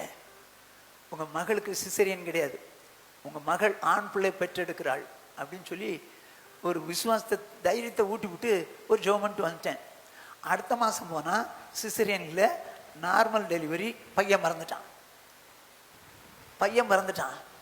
நான் அவங்க வீட்டுக்கு போயிட்டு ஒரு ஜோமெண்ட் கேள்விப்பட்டேன். ஜோமெண்ட்டுக்கு போனேன். ஜோமண்ண போனோன்னே, அப்பா நீ நல்ல தீர்க்கதரிசிப்பா, நீ சொன்ன பாரியே என் மகளுக்கு சிஸ்டரின் இல்லை, ஆண் குழந்தை பிறந்துச்சுப்பா, இரு இந்த வந்துடுறேன் அப்படின்னு சொல்லி இறங்கி வேகமாக ஓடினாங்க. பக்கத்து வீட்டு குடும்பத்தார கூட்டிகிட்டு வந்துட்டாங்க. இவர் நல்ல தீர்க்கதரிசனம் சொல்லுவாருப்பா, வாங்க அப்படின்னு கூப்பிட்டு வந்துட்டாங்க. அவங்க, ஐயா எங்களுக்கு கொஞ்சம் தீர்க்கதரிசனம் சொல்லுங்க ஐயா. ஐயோ, நான் சொன்னேன், டீச்சர் நான் உங்களுக்கு தீர்க்க தரிசனம் சொல்லலை டீச்சர், தீர்க்க தரிசனம் சொல்லலை. நீங்கள் சோர்ந்திருக்கிறீங்களே, உங்கள் சோர்வை மாத்திரக்கு விசுவாசத்தை ஊட்டி விடுறதுக்காக நான் சொன்னேன். ஊழியக்காருடைய வார்த்தையை கனம் பண்ணுகிற கர்த்தர் அதை கனம் பண்ணியிருக்காரு, அவ்வளோதானே தவிர நான் தீர்க்கதரிசி இல்லை அப்படின்னு சொல்லிட்டேன். ஒருவேளை அடே இப்போ நம்ம சொன்னது தீர்க்க தரிசனம் ஆயிடுச்சு, இனிமேல் எல்லாருக்கும் இஷ்டத்துக்கு சொல்லிவிடுவோமா அப்படின்னு நினச்சானா நான் கள்ள தீர்க்க தரிசனம் மாறிடுவேன். எனக்கு நம்ம திருச்சியில் ஒரு விசுவாசி இருந்தாங்க. அவங்க பையனுக்கு உடம்பு சரியில்லை, அவனை மருத்துவமனையில் சொல்லிட்டாங்க, இது டேஞ்சர், நீங்கள் சீக்கிரம் தஞ்சாவூர் மெடிக்கல் ஹாஸ்பிட்டல் கொண்டு போயிட்டாங்க போங்கன்ட்டாங்க. போகும்போது ஒரு கள்ள தீர்க்கதரிசி, அந்த அம்மா நல்ல தீர்க்கதரிசி நினச்சிக்கிட்டு இருந்தாங்க. அவர் சொல்கிறார், கர்த்தர் உங்கள் பையனை சுகமாக்கி கொண்டு வருகிறார், கர்த்தர் சொல்லுகிறார் அப்படின்ட்டான். 3ஆவது நாளில் பாடியாக வந்துட்டான், செத்த பாடியாக வந்துட்டான். பாடியை போட்டுக்கு நானும் போயிருக்கேன். பாஸ்டர் இயேசு பொய் சொல்லிட்டாரே, இயேசு நீ ஏமாத்திட்டாரே, பொய் சொல்லிட்டார். பொய் சொன்னவன் கள்ள தீர்க்கதரிசி. இந்த ஆளு இப்படி சொன்னான்னு சொல்லக்கூடாது. சொன்னது யார சொல்றாங்க? இயேசு போய் சொன்னாராம். ஆடா பாவி, இவன் கள்ள தீர்க்கதரிசின்னு சொல்ல முடியல அவங்களுக்கு. இந்த ஆளு என்ன சொன்னாலும் கேட்பாங்களாம், ஆனா முடிவை இயேசுவை திட்டுவாங்களாம். இந்த காலை வேளையில் வந்திருக்கிற சௌரிய நிறைய தீர்க்கதரிசிகள் எழும்பி இருக்கிறாங்க. தீர்க்க தரிசனத்தை அற்பமாய் எண்ணாதிருங்கள், எல்லாவற்றையும் சோதித்து பார்த்து நலமானதை பிடிச்சி. அப்ப தீர்க்க தரிசனம் எல்லாம் தப்புன்னு சொல்ல, சோதிச்சு பாருங்க அது வேதத்தின் அடிப்படையில் இருக்குதா இல்லையா, எது ஒரிஜினல் தீர்க்க தரிசனம் எது டூப்ளிகேட்னு இப்ப சொல்றேன் பாருங்க. தீர்க்கதரிசி டூப்ளிகேட் தீர்க்கதரிசி என்ன சொல்றான்னு சொல்றேன் பாருங்க. வாசிங்க எரேமியா தீர்க்க தரிசன புஸ்தகம் 23வது அதிகாரம் 14வது வசனத்திலிருந்து 17 வரை. எருசலேமின் தீர்க்கதரிசிகளிலும் திடுக்கிடத்தக்க காரியத்தை காண்கிறேன், விபச்சாரம் பண்ணி. ஐயா, யாரு தீர்க்கதரிசியுடைய கேரக்டர் பாருங்க. திடுக்கிடத்தக்க காரியத்தை காண்கிறேன். எரேமியா சொல்றான், ஐயோ பயமா இருக்குப்பா, விபச்சாரம் பண்ணி வஞ்சகமாய் நடந்து ஒருவனும் தன் பொல்லாப்பை விட்டு திரும்பாதபடிக்கு பொல்லாதவனின் கைகளை திடப்படுத்துகிறார்கள். தீர்க்கதரிசி பொல்லாதவனுடைய கைகளை திடப்படுத்துறவன் இல்ல, பொல்லாதவனை பொல்லாதிலிருந்து விடுதலையாக்குறவன் தான் ஒரிஜினல் தீர்க்கதரிசி. இவன் கள்ள தீர்க்கதரிசியை பார்த்துங்க, பொல்லாதவருடைய கைகளை திடப்படுத்துகிறார்கள். அவர்கள் எல்லாரும் எனக்கு சோதோமை போலும் அதன் குடிகள் கொமோராவை போலும் இருக்கிறார்கள். ஆதலால் சேனையின் கர்த்தர் தீர்க்கதரிசிகளை குறித்து, இதோ நான் அவர்களுக்கு புசிக்க எட்டியையும் குடிக்க பிச்சு கலந்த தண்ணீரையும் கொடுப்பேன். எருசலேமின் தீர்க்கதரிசிகளில் இருந்து மாயமானது தேசமெங்கும் பரப்பிற்று. தேசத்துல இருக்கிறவங்க யெகோவாகிய தேவனை வணங்குறவங்க, ஆனா மாய்மாலம் எங்கிருந்து புறப்பட்டுச்சான்? எருசலேமின் தீர்க்கதரிசிகளிலிருந்து. இவனுக்கு யார்? ஓநாய்கள். இவங்க கிட்ட இருந்து மாய்மாலம் தேசம்லாம் பரவ வச்சுது. ஏன்டா இப்படி பண்ற, ஏன் அந்த தீர்க்கதரிசி பண்ணல, நான் மட்டும் பண்ணாதான் தப்பா அப்படின்னு சொல்லி மாய்மாலம் பண்ணதே தீர்க்கதரிசினாலே. கவனிச்சிங்க. சொல்லிட்டு உங்களுக்கு தீர்க்கதரிசனம் சொல்லுகிற தீர்க்கதரிசிகளின் வார்த்தைகளை கேளாதிருங்கள், அவர்கள் உங்களை வீண் பெருமை கொள்ளும்படி செய்கிறார்கள். நீங்க என்ன செஞ்சாலும் கரெக்ட் தாங்க, கர்த்தர் உன்னை ஆசீர்வதிப்பேன் என்கிறார், உங்க கைகளை திடப்படுத்த என்கிறார், உங்க பிரச்சனை நீங்குது என்கிறார், உங்க கடன் போகிறது என்கிறார், உங்களுடைய வியாதி நீங்கிறது என்கிறார். உடனே நமக்கு எப்படி இருக்குன்றீங்க, சூப்பர் தீர்க்கதரிசிடா, இப்படிப்பட்ட தீர்க்கதரிசிலாம் நமக்கு இதுவரைக்கும் தெரியாம போச்சு அப்படின்னு சொல்லி நம்ம ரொம்ப சந்தோஷமா இருப்போம். அவங்க சொல்றதை கேட்காதீங்கன்றாரு. ஏன்? கர்த்தருடைய வாக்கை அல்ல, தாங்கள் யூகித்த தரிசனத்தை சொல்லுகிறார்கள் என்று சேனைகளின் கர்த்தர் சொல்லுகிறார். கர்த்தர் வார்த்தை சொல்லல, ஒரிஜினல் தீர்க்கதரிசி எதை சொல்லுவான்? கர்த்தர் வார்த்தை சொல்லுவான்.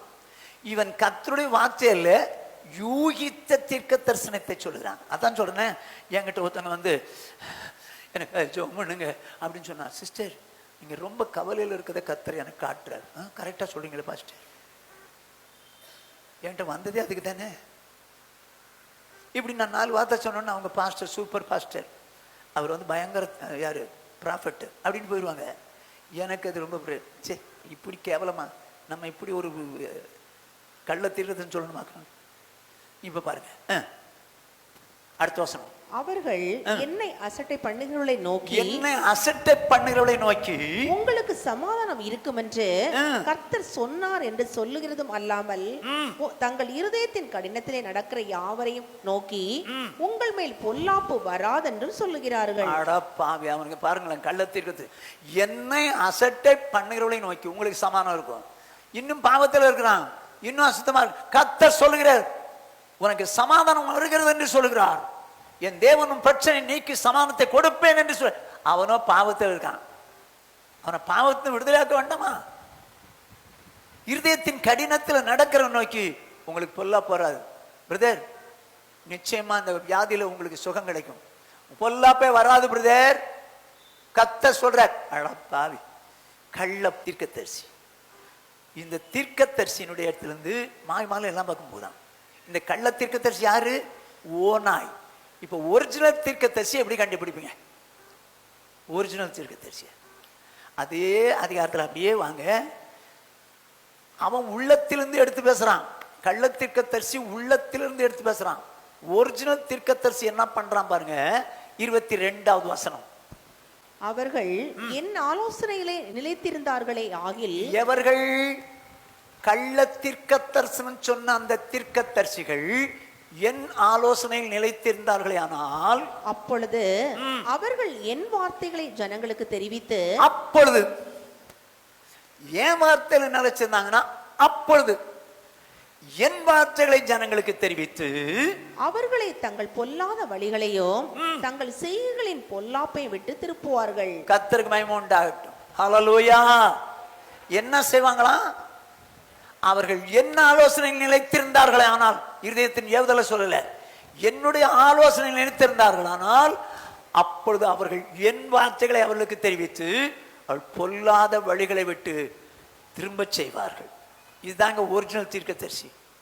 இதுதான் ஒரிஜினல் தீர்க்கதரிசி. என்ன செய்வான்? தேவனுடைய வார்த்தை சொல்லி பொல்லாத வழிகளை விட்டு திருப்புறான் பாருங்க, அவன் தான் ஒரிஜினல் தீர்க்கதரிசி. மற்றவன் கள்ள தீர்க்கதரிசி யார்? ஓநாய், பட்சிக்கிற ஓநாய். இன்னைக்கு இந்த காலகட்டத்தில் நிறைய ஓநாய்கள் எழும்பி இருக்குது. ஜாக்கிரதையா இருங்க. சும்மா தீர்க்கதரிசனம் கேட்க போறேன், தீர்க்கதரிசனம் கேட்க போறேன், எங்கேயா வேண்டிய மாட்டிட போறீங்க. மாட்டிட்டு கடைசியில் இப்படி ஏமாத்தி விட்டார் அப்படின்னு சொல்லி கடைசியில் உங்க கண்ணீர் விடாதீங்க. யாரையும் தீர்க்கதரிசி நம்பாதீங்க. ஒன்று வேதத்தை நம்புங்க, ஒன்று வசனத்தின்படி சபைக்கு வாங்க. உங்களுக்கு கர்த்தர் சொல்லணும்னு நினைச்சிருந்தாருன்னா உண்மையான ஒரு தீர்க்கதரிசி உங்கள்கிட்ட அனுப்பி அவரை சொல்ல. நீங்க தீர்க்கதரிசனம் நீங்க ஓடுனீங்கன்னு வச்சுங்க, எவங்கிட்டையாவது மாட்டிடுவீங்க. அவன் கள்ள தீர்க்கதரிசியா இருப்பான், ஓநாயா இருப்பான், நீங்க மாட்டிடுவீங்க. ஓகே, 3.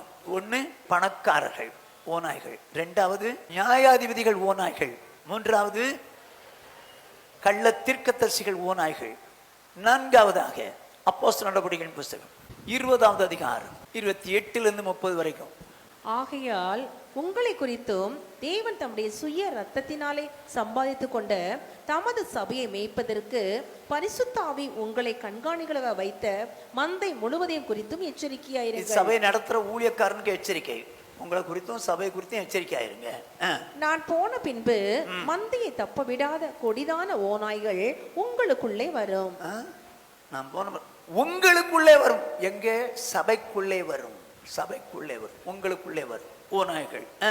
உங்களிலும் சிலர் எழும்பி சீஷர்களை தங்களிடத்தில் இழுத்துக் கொள்ளும்படி மாறுபாடான நுழையை போதிப்பார்கள் என்று அறிந்திருக்கிறேன். ஆகா, இந்த ஓநாய்கள் சபைக்குள்ள இருந்தே எழும்புகிற ஓநாய்கள் என்ன செய்யுமா? எழும்பி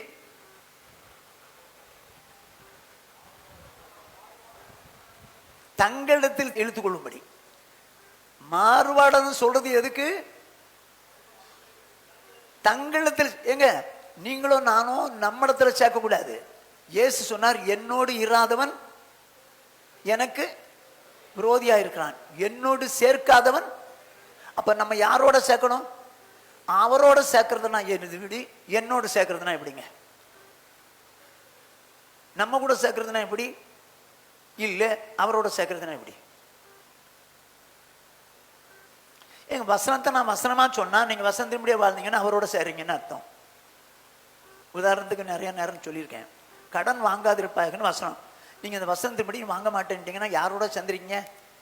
நீங்க வசனம் சொல்லுதுன்னு செஞ்சதுனால ஆண்டவரோட சேர்ந்தீங்க. நான் சொல்றேன், அதெல்லாம் ஒன்றும் தப்பு இல்லை, கடன் வாங்கினா ஒன்றும் தப்பு இல்லை, அது ஒன்றும் தப்பு இல்லை, நம்ம கடன் வாங்கி தான் கொடுக்க போறோமே அப்படின்னு நான் சொல்லிட்டேன்னு வச்சுங்க. கடன் வாங்கினீங்கன்னா என்ன சொல்லுவீங்க? அட பாஸ்டே கடன் வாங்கினா தப்பு இல்லைன்ட்டாருப்பா அப்படின்னு சொல்லி யார் கூட சேர்ந்துட்டீங்க? இப்போ ஏன் கூட சேர்ந்துட்டீங்க? தயவு செய்து நல்லா கவனிச்சிங்க. வேதத்துக்கு மாறா யார் சொன்னாலும் கேட்காத. ஆனா வேதம் சொல்லுது, உங்களிலே சிலர் எழும்பி, சபைக்குள்ள இருக்கிறவர்களிலே சிலர் எழும்பி சீஷர்களை தங்களிடமாய் இழுத்துக் கொள்ளும்படி மாறுபாடானதை உபதேசிப்பார்கள். நான் உங்களுக்கு வசனம் சொன்னா நீங்க வசனம் தானான்னு பாத்துங்க. அதுக்கு மாறா எவனாவது எழும்பி அது ஒண்ணும் தப்பு இல்லப்பா, அந்த ஆளு அப்படிதான் சொல்லுவாரு, அதெல்லாம் பரவாயில்ல அப்படின்னு சொல்லி ஒருத்தன் எழும்பி 4-5 பேர்ட்ட பேசுறான்னு வச்சுங்க, அதுல சிலர் கன்வின்ஸ் ஆயிட்டாங்கன்னு இப்போ இந்த சர்ச்சுக்குள்ள இருக்க மாட்டாங்க. இவன் யார்? எழுப்பினவன் யார்? ஓநாய். மாறுபாடு உள்ளதை பேசுறான், சபை விட்டு விலக்க பார்க்கிறான், தேவையில்லாத பேசு. சும்மா உதாரணமா சொல்றேன். ஒரு பிரதர் வர்றார், எல்லாரும் என்னை நேசிக்கிறவங்க எனக்கு தெரியும். ஒரு பிரதர் வர்றார், ஆமா பாஸ்டர் இப்படி பேசுறது எனக்கு பிடிக்கவே இல்லைப்பா, ரொம்ப வருஷமா இருக்குது அப்படின்னு ஒத்துட்டு பேசுறாரு.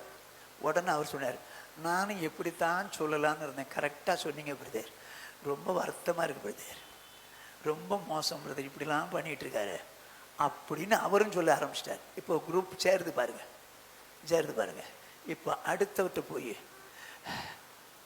இந்த பாஸ்டர் ஏன் தான் இப்படி பண்றாரோ தெரியல, என்னங்க இல்லை இப்படிலாம் பண்ற, எனக்கும் அதை பற்றி ரொம்ப நாள் கவலை இருந்துச்சு, நீங்களும் அதைத்தான் சொல்றீங்க.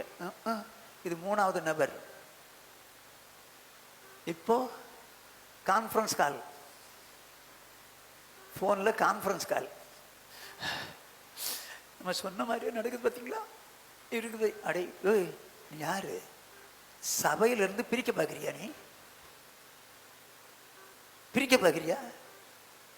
நீ எழும்பி உனக்குன்னு ஒரு கூட்டம் சேர்க்க போறியா? ஓனாய், ஜாக்கிரதை. உனக்குன்னு கூட்டம் சேர்க்க முடியாது, கத்தருக்குன்னு சேர்க்கறான் சேர்க்க. போதவர் மேல உனக்கு வருத்தம், அடுத்தவங்கிட்ட போய் என்ன பேசுற? என்ன பேசுற? அவர் இப்படிலாம் நடக்கிறார் அப்படிலாம் நடக்கிறான்னு பேசுறியா? எதுக்கு இப்படி பேசின? எதுக்கு அப்படி பேசின? பாஸ்டர் மேல வருத்தம் வரதானே? சரி, வருத்தம் வந்து நீ என்ன பண்ண போற? யார்கிட்ட பேசுனியா அவங்க உன் பட்சம் வருவாங்க தானே? நீ யார்? அப்போ நீ யாரு? கர்த்தர் சொன்னார், உன்னை ஊழியத்துக்கு வச்சிருக்கேன், உன்னை குறித்து சபை குறித்து வச்சிருக்காரு, நீ எப்படி என்னை பிரிக்கிறதுக்கு வழி பார்க்குற? அடுத்த விசுவாசிக்கிட்ட சொல்லி எப்படி என் பேரை கெடுத்து வழி பார்க்குற? நீ யார் தெரியுமா? ஓனாய். எழும்புற, மேல எழும்புற. நீங்க சொன்னாலும் என்னை பற்றி கத்து, நான் என் தேவனுக்கு செம்மையா இருந்து என்னைக்கு ஆண்டவர் என்னை எடுத்துக்கிறாரோ அப்போ போயிடுவேன். என்னைக்கும் உங்களுக்கும் துரோகம் பண்ண மாட்டேன், கர்த்தருக்கும் துரோகம் பண்ண மாட்டேன். என் வாழ்க்கை என்னைக்கும் அப்படிதான். உங்களுக்கும் துரோகம் பண்ண மாட்டேன் கத்திருந்து. ஏன்னா உங்களை என்ன நம்பி தந்திருக்கிறார். உங்களுக்கு துரோகம் பண்ண மாட்டேன். என்ன நம்பி ஊழியத்துக்கு வச்சிருக்காரு, அவருக்கும் துரோகம் பண்ண மாட்டேன். ஆனால் எத்தனை பேர் ஒரு சின்ன விஷயத்தில் கொஞ்சம் மனஸ்தாபம் வந்தோன்னா எப்படி தப்பு தப்பாக எங்கெங்கெல்லாம் பேசுகிறாங்க. இவங்க நினைக்கிறதெல்லாம் நான் நடத்திட்டேன்னு வச்சுங்களேன், அப்போ சூப்பர் பாஸ்டர். அவங்க நினைக்கிறது ஒன்று நடத்தாமல் விட்டுட்டேன்னு வச்சுங்க, இப்படி பண்ணிட்டாரு அப்படி பண்ணிட்டாரு அங்கங்கே சொல்ல இவங்களுக்கு சப்போர்ட்டிவாக ஆளை சேர்க்குறாங்க. சரி, இப்போ பாருங்க வேதம் என்ன சொல்லுன்னு பார்ப்போம். வாசிங்க. யாரும் எழும்பி உங்களுக்குள்ளே சிலரை மார்பாடு போதித்து தங்கள்கிட்ட எடுத்துக்கு வரார்கள். யார் அவங்க? ஓநாய்கள். இப்போ பாருங்க, சில ஓநாய்களை உங்களுக்கு காட்டுறேன். எண்ணாகமம் 16வது அதிகாரம் 1-3 வரைக்கும். லேவிக்கு பிறந்த கோகாத்தின் குமாரனாகிய இத்சியாரின் மகன் கோராகு என்பவன் ரூபன் வம்சத்தில் உள்ள எலியாபின் குமாரராகிய தாத்தானையும் அபிராமையும் பேலேத்தின் குமாரனாகிய ஓனையும் கூட்டிக் கொண்டு இஸ்ரவேல் புத்திரரில் சபைக்கு தலைவர்களும் சங்கத்துக்கு அழைக்கப்பட்டவர்களும் பிரபலமானவர்களுமாகிய 250 பேர்களோடும் கூட மோசேக்கு முன்பாக எழும்பி மோசேக்கும் ஆரோனுக்கும் விரோதமாக கூட்டம் கூடி அவர்களை நோக்கி, நீங்கள் மிஞ்சி போகிறீர்கள், சபையார் எல்லாரும் பரிசுத்தமானவர்கள், கர்த்தர் அவர்கள் நடுவில் இருக்கிறாரே, இப்படி இருக்க கர்த்தருடைய சபைக்கு மேலாக உங்களை ஏன் உயர்த்துகிறீர்கள் என்றார்கள். இவ்வளவுதாங்க கேட்டாங்க. மோசேக்கும் ஆரோனுக்கும் விரோதமாக எழும்பி கூட்டம் கூட்டிட்டாங்க. கூட்டத்தை கூட்டினவன் யாரு தெரியுமா? சீஃப் யாரு? கோராகு தான். தாத்தான் அபிராம் என்பவங்களெல்லாம் சேர்த்துட்டான். ஓனையும் சேர்த்தான். 250 விஐபிஸையும் சேர்த்தான். மொத்தமா வந்து நிக்கிறாங்க. நின்று சபைக்கு முன்னால ஏன் வைத்திருங்க உங்களை? மோசே யார் இந்த செய்தி சொன்னது அப்படின்னு சொல்லி அவங்கள 2 பேரும் ஒண்ணுல மாகிட்டாங்க. 2 பேரும் அப்படியே முகங்குப்புற விழுந்துட்டாங்க. மனவேதனைப்படுத்துறாங்க. இப்போ ஒரு கூட்டம், இவன் யாரு?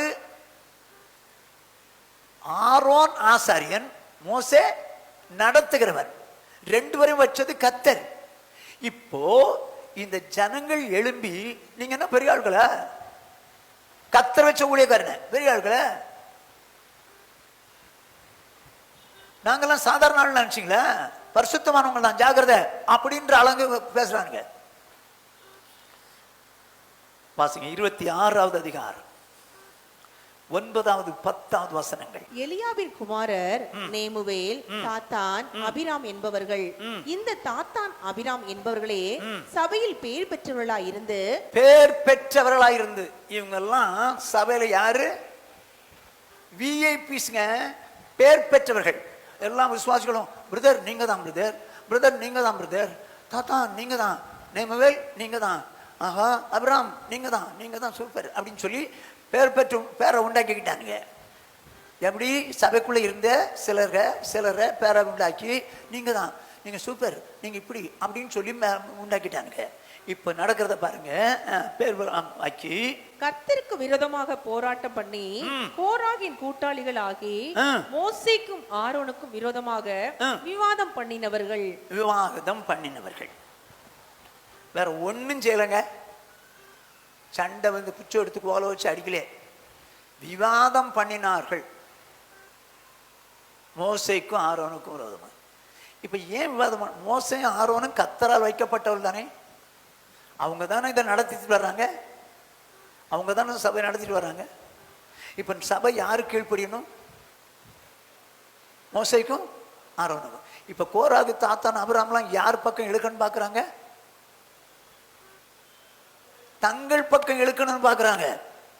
பெரிய ஆளா காமிச்சுக்கிட்டு, நாங்க தான் உங்களுக்கு இப்படி செய்யறோம் அப்படி செய்யறோம்னு சொல்லிட்டு பெரிய ஆட்களை காமிச்சுட்டு தங்கள் பக்கம் இழுக்கணும்னு காமிக்கிறாங்க. புரிஞ்சுங்க. இப்ப நடக்கிறது பாருங்க. விவாதம் பண்ணினார்கள். பூமி தன் வாயை திறந்து அவர்களையும் கோராகையும் விழுங்கினதினாலும் அக்கினி 250 பேரை பட்சித்ததினாலும் அந்த கூட்டத்தால் செத்து ஒரு அடையாளம் ஆனார்கள். ஒரு அடையாளமானார்கள். எதுக்கு அடையாளம்? எதுக்குங்க இது அடையாளம்? ஊழியக்காரன் நடத்துறதுக்கு வச்சிருக்கிறவங்க எவங்க எதிர்த்தாலும் இதுதான் அடையாளம். ஒரு அடையாளமாக மாற்றிவிட்டார். ஊழியக்காரனை எதிர்க்க முடியாது. கர்த்தர் உங்களுக்கு வைத்த ஊழியக்காரர், அவர்களுக்கு என் இருதயத்திற்கு ஏற்ற மேய்ப்பலை கொடுப்பேன், அவர்கள் அறிவோடும் புத்தியோடும் மேய்ப்பார்கள். கவனிச்சிங்க, ஒரு அடையாளமா மாத்திட்டாரு. சொல்லிட்டு எல்லாரும் செத்து போயிட்டானா? ஏன் செத்தான்? இவங்கெல்லாம் பிரபலமானவங்க. பிரபலமானவங்க தான் எழும்புவாங்க. ஊழியக்காரனுக்கு விரோதமாய் பிரபலமானவங்க தான் எழுந்துவாங்க. தெரியுமா உங்களுக்கு? சாதாரண விசுவாசிகள்லாம் நம்ம சொன்னா கேட்பாங்க.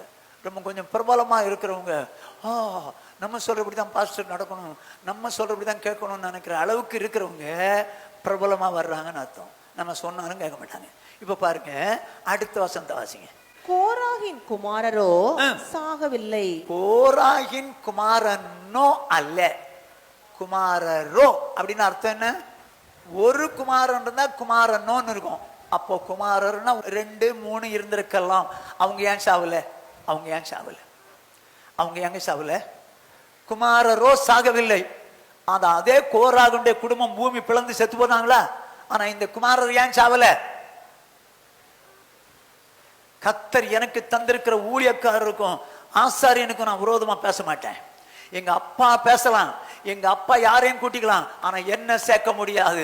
நான் கர்த்தருக்கா நிப்பேன், நான் கர்த்தருடைய ஊழியக்காரர் நிப்பேன், நான் தேவ ஜனத்துக்கா நிப்பேன். நிக்கிறவன் தான் உண்மையானவன். அவன் சாகலங்க, சாகல.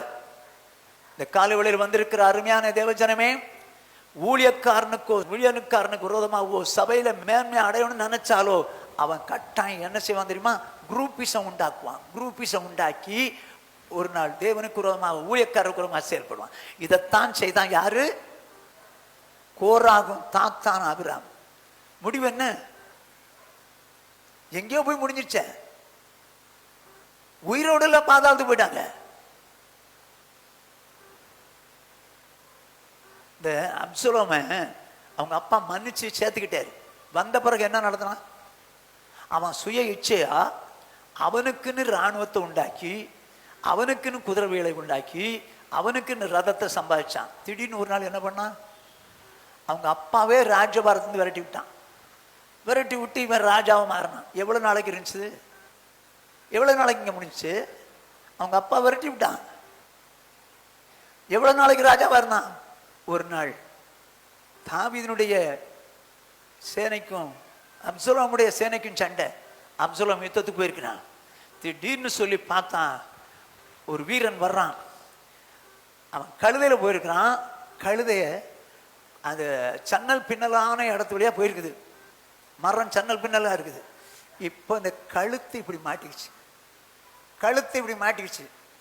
இப்போ கழுத்தை தூக்குறதுக்கும் முடியல, இவனால ஒன்றும் முடியல. இவன் ஓட்டி வந்த கழுதையும் ஓடி போச்சு.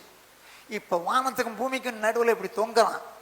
கழுத்து இப்படி மாட்டிருக்குது, தொங்குறான். ஒன்றும் செய்ய முடியல. ஒரு வேலைக்காரன் வந்தான், எதிரி வந்தான், தாவீதினுடைய வேலைக்காரன் வந்து பார்த்துட்டு யோகிட்ட போய் சொல்றான், இந்த மாதிரி பார்த்தேன். எப்பா நீ பார்த்து கொன்று இருந்தா நான் இத்தனை வெள்ளிக்காசு தந்துருப்ப. இல்லை, தாவீது சொல்லியிருக்காரு, பிள்ளையாண்ட மேல கை போடாதீங்கன்னு சொல்லியிருக்காரு. அதனால தான் போல. அட போடா, இவ்வளோ நேரம் தாமதிக்கிறிய அப்படின்னு சொல்லிட்டு நேரம் போனான். நேரம் போய் தொங்கிட்டு இருக்கிறாங்க. 10 பேர் வந்திருக்கிறானுங்க. 10 பேர் ஈட்டி வச்சுக்கானுங்க. இவன் அடிச்சான் பாருங்க, குத்திச்சு. 10 பேரும் ஈட்டியை வச்சு குத்து குத்து குத்து குத்துன்னு குத்தி அங்கேயே சாவடிச்சிட்டாங்க. அடக்கம் பண்ணது எங்க? காட்டுக்குள்ள மண்ணை தோண்டி மூடி விட்டு போயிட்டாங்க. ஏன்? தனக்கு அப்பா உரிமையா வச்சிருந்த, ஃப்ரீயா விட்டுருந்த அந்த இடத்துல சுயமா சம்பாதிச்சு அப்பாவுக்கே ஒரு காரியம் செய்யணும்னா எப்படி கர்த்தர் ஒத்துக்குவாரு? அருமையான தேவஜனமே, உன்னை ரட்சித்து சபைக்குள்ள வச்சிருக்காரு. நீ தேவனுக்கு விரோதமாக, ஊழியருக்கு விரோதமாக என்னமா செய்யலாம், கூட்டம் கூறலாம்னா நீ யாரா மாறுவ தெரியுமா? நான் சொல்லல, ஓனாயா மாறுவ. ஓனாயா மாறுவ. 3 யோவான் 9வது 10வது வசனம். நான் சபைக்கு எழுதினேன், ஆனாலும் அவர்களில் முதன்மையா இருக்க விரும்புகிற தியோத்திரேப்பு எங்களை ஏற்றுக்கொள்ளவில்லை. யோவான் சபைக்கு எழுதினேன்றார். ஆனாலும் அவர்களில் முதன்மையா இருக்க விரும்புகிற தியோத்திரேப்பு எங்களை ஏற்றுக்கொள்ளவில்லை. இது சபையில உள்ளவங்கெல்லாம் யோவானை ஏத்துக்கிறாங்க.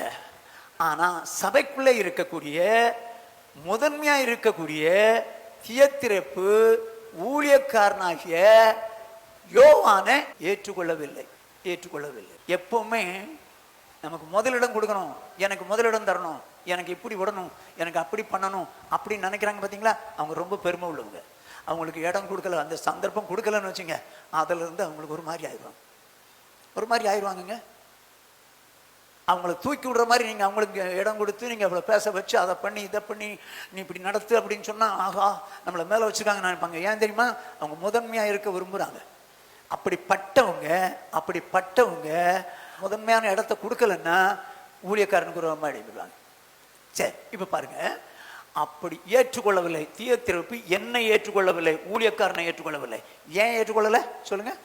முதன்மையா இருக்க விரும்புறவன் அவன் தான் நான் முன்னாடி இருக்கணும், நான் தான் மேன்மையா இருக்கணும், அந்த ஆள் கிடக்கிறப்ப அப்படின்னு சொல்லி நினைக்கிறவன், முதன்மையா இருக்கிறவன் ஊழியக்காரனை அக்செப்ட் பண்ண மாட்டான். ஓகே, வாசிங்க. ஆனபடியால் நான் வந்தால் அவன் எங்களுக்கு விரோதமாய் பொல்லாத வார்த்தைகளை அலப்பி செய்து வருகிற கிரியைகளை நினைத்துக் கொள்வேன். என்ன சொல்றான்? நான் வந்தா எங்களுக்கு விரோதமாய் பொல்லாத வார்த்தைகளை அலப்பி அவன் எங்களுக்கு விரோதமாய் செய்து வருகிற கிரிகளையும் நினைத்து கொள்ளுவேன். அப்போ பிடிக்கல, நம்ம முதன்மையா இருக்கணும்னு சொன்னா ஊழியக்காரனுக்கு விரோதமாய் பேசுவான்.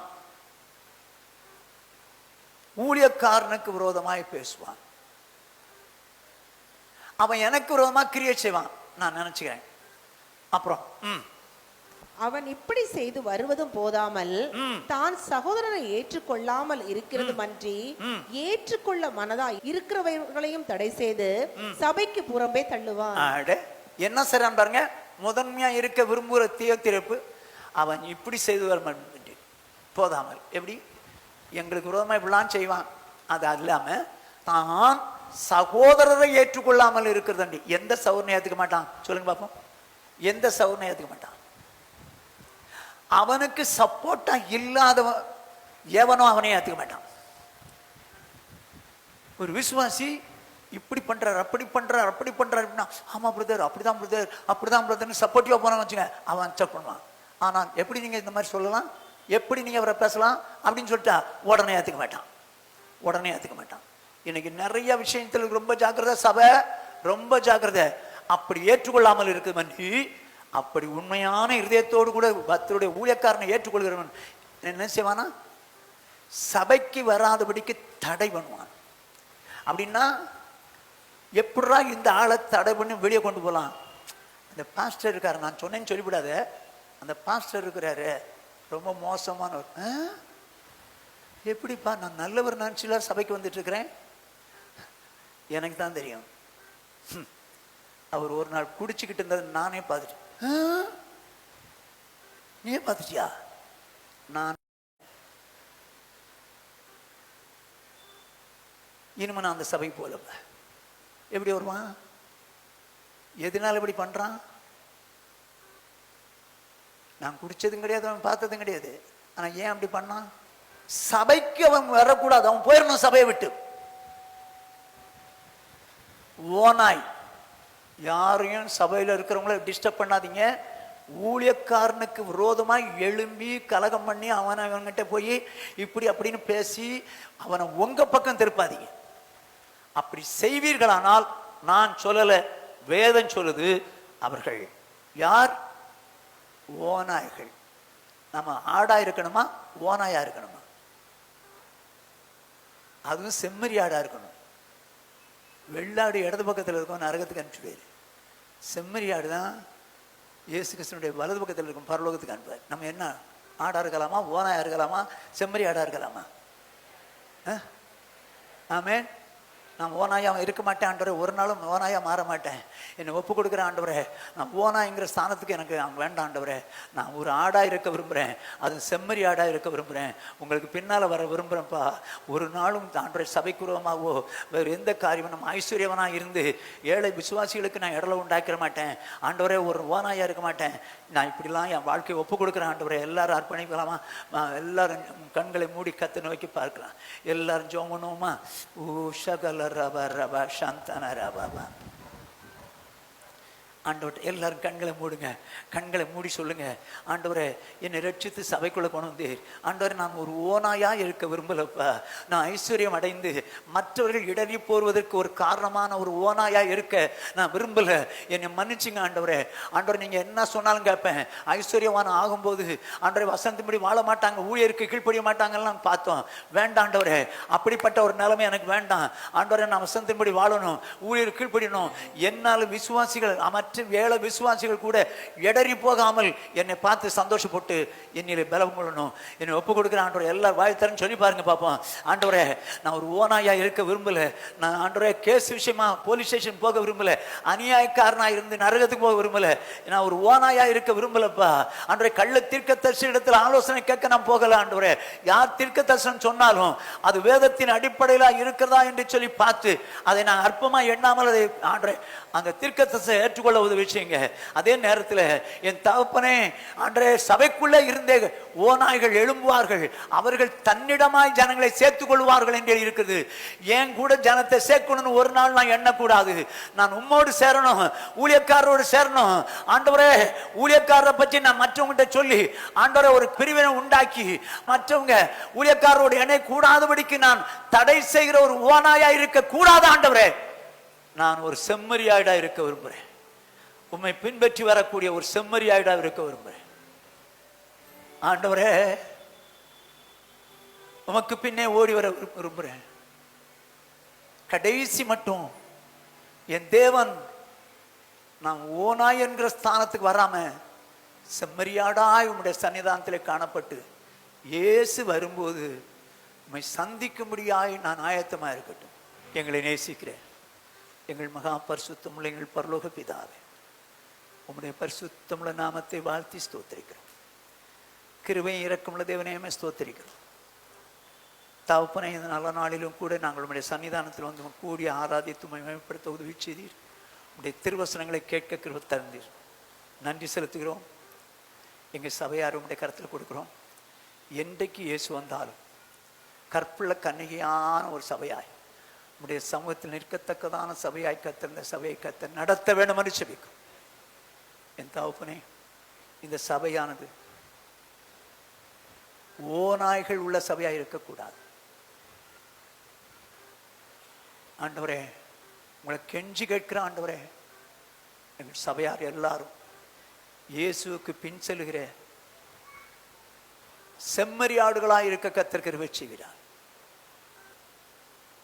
பணக்காரராகி ஏழைகளை கவுத்து போடுற ஓநாய்களாக இருக்கக்கூடாது. கள்ள தீர்க்கதரிசி ஆகிய ஓநாய்க்கு பின்னால் ஓடுகிற ஜனங்களா இருக்கக்கூடாது. என் தகப்பனே என் தேவனே, நியாயஸ்தலத்தில் ஏறி போய் அநியாயம் செய்து அப்படிப்பட்ட அநீதி உள்ள நியாயாதிபதிகளாகிய ஓநாய்களுக்கு நாங்கள் உடந்தையா இருக்கக்கூடாது. சபைக்குள்ளே இருந்து ஓநாய்கள் எழும்பி தங்களுக்குள்ளே ஜனங்களை இழுத்துக் கொள்வார்கள் என்று இருக்கிறதே, அப்படிப்பட்ட ஓநாயாய் ஒரு நாளும் நானோ நாங்களோ யாரும் கூடாது. எல்லாரும் கர்த்தரை சார்ந்தவர்களாய் வாழ உதவி செய்வீராக. கர்த்தரை விட்டு ஊழியக்காரரை விட்டு யார் விளக்குனாலும் அடையாளம் கண்டு கொண்டு, தேவனே ஐயோ ஓநாய் இடத்துல போறோம்னு சொல்லி அடையாளம் கண்டு கொண்டு அவர்களிடத்திலிருந்து தப்பித்துக்கொள்ள உதவி செய்யுங்க. எல்லாரையும் ஆசீர்வதிங்க. நாங்கள் உண்மையாகவே செம்மறியாடுகளாய் உங்களுடைய வலது பக்கத்தில் இருக்கக்கூடிய நீதிமான்கள் என்கிற செம்மறியாடுகளாய் இருந்து உங்களுடைய ராஜ்யத்தில் வந்து நிற்க எங்களை எல்லாரும் எங்கத்தை தகுதிப்படுத்து. வந்து எல்லாரையும் ஆசீர்வதித்து சமாதானத்தோடு அனுப்புங்க. துதி கனம் மகிமை எல்லாவற்றையும் மக்கே சேர்த்துக்கிறோம். ஆண்டவரே நம்முடைய கிருபைக்கு ஒப்பு கொடுக்குறோம். கர்த்தர் பொறுப்படுத்திக் கொள்ளுங்க. எல்லாரையும் ஒப்பு கொடுக்குறோம். ஆண்டவரே ஸ்தோத்திரிக்கிறோம். துதி கனம் மகிமை எல்லாம் மக்கே சேர்த்துக்கிறோம். இயேசு கிறிஸ்துவின் இன்ப நாமத்தில் வேண்டிக் கொள்கிறோம். ஜீவனுள்ள பிதாவே, என் ஆத்துமாவே கர்த்தரை ஸ்தோத்திரி, என் முழுவதுமே பரிசுத்த நாமத்தை ஸ்தோத்திரி, என் ஆத்மாவே கர்த்தரை ஸ்தோத்திரி. சகல உபாரங்களை மறவாதே. நம்முடைய கர்த்தராகிய இயேசு கிறிஸ்துவினுடைய கிருபையும் பிதாவாகிய தேவனுடைய அன்பும் பரிசுத்த ஆவியானுடைய ஐக்கியம் அன்யோன்யம் ஆதரவும் சமாதானமும் இன்றும் என்றும் நம் அனைவரோடும் உலகிலுள்ள சகல பரிசுத்தாங்களோடு காப்பதாக. ஹல்லேலூயா, ஹல்லேலூயா, ஹல்லேலூயா.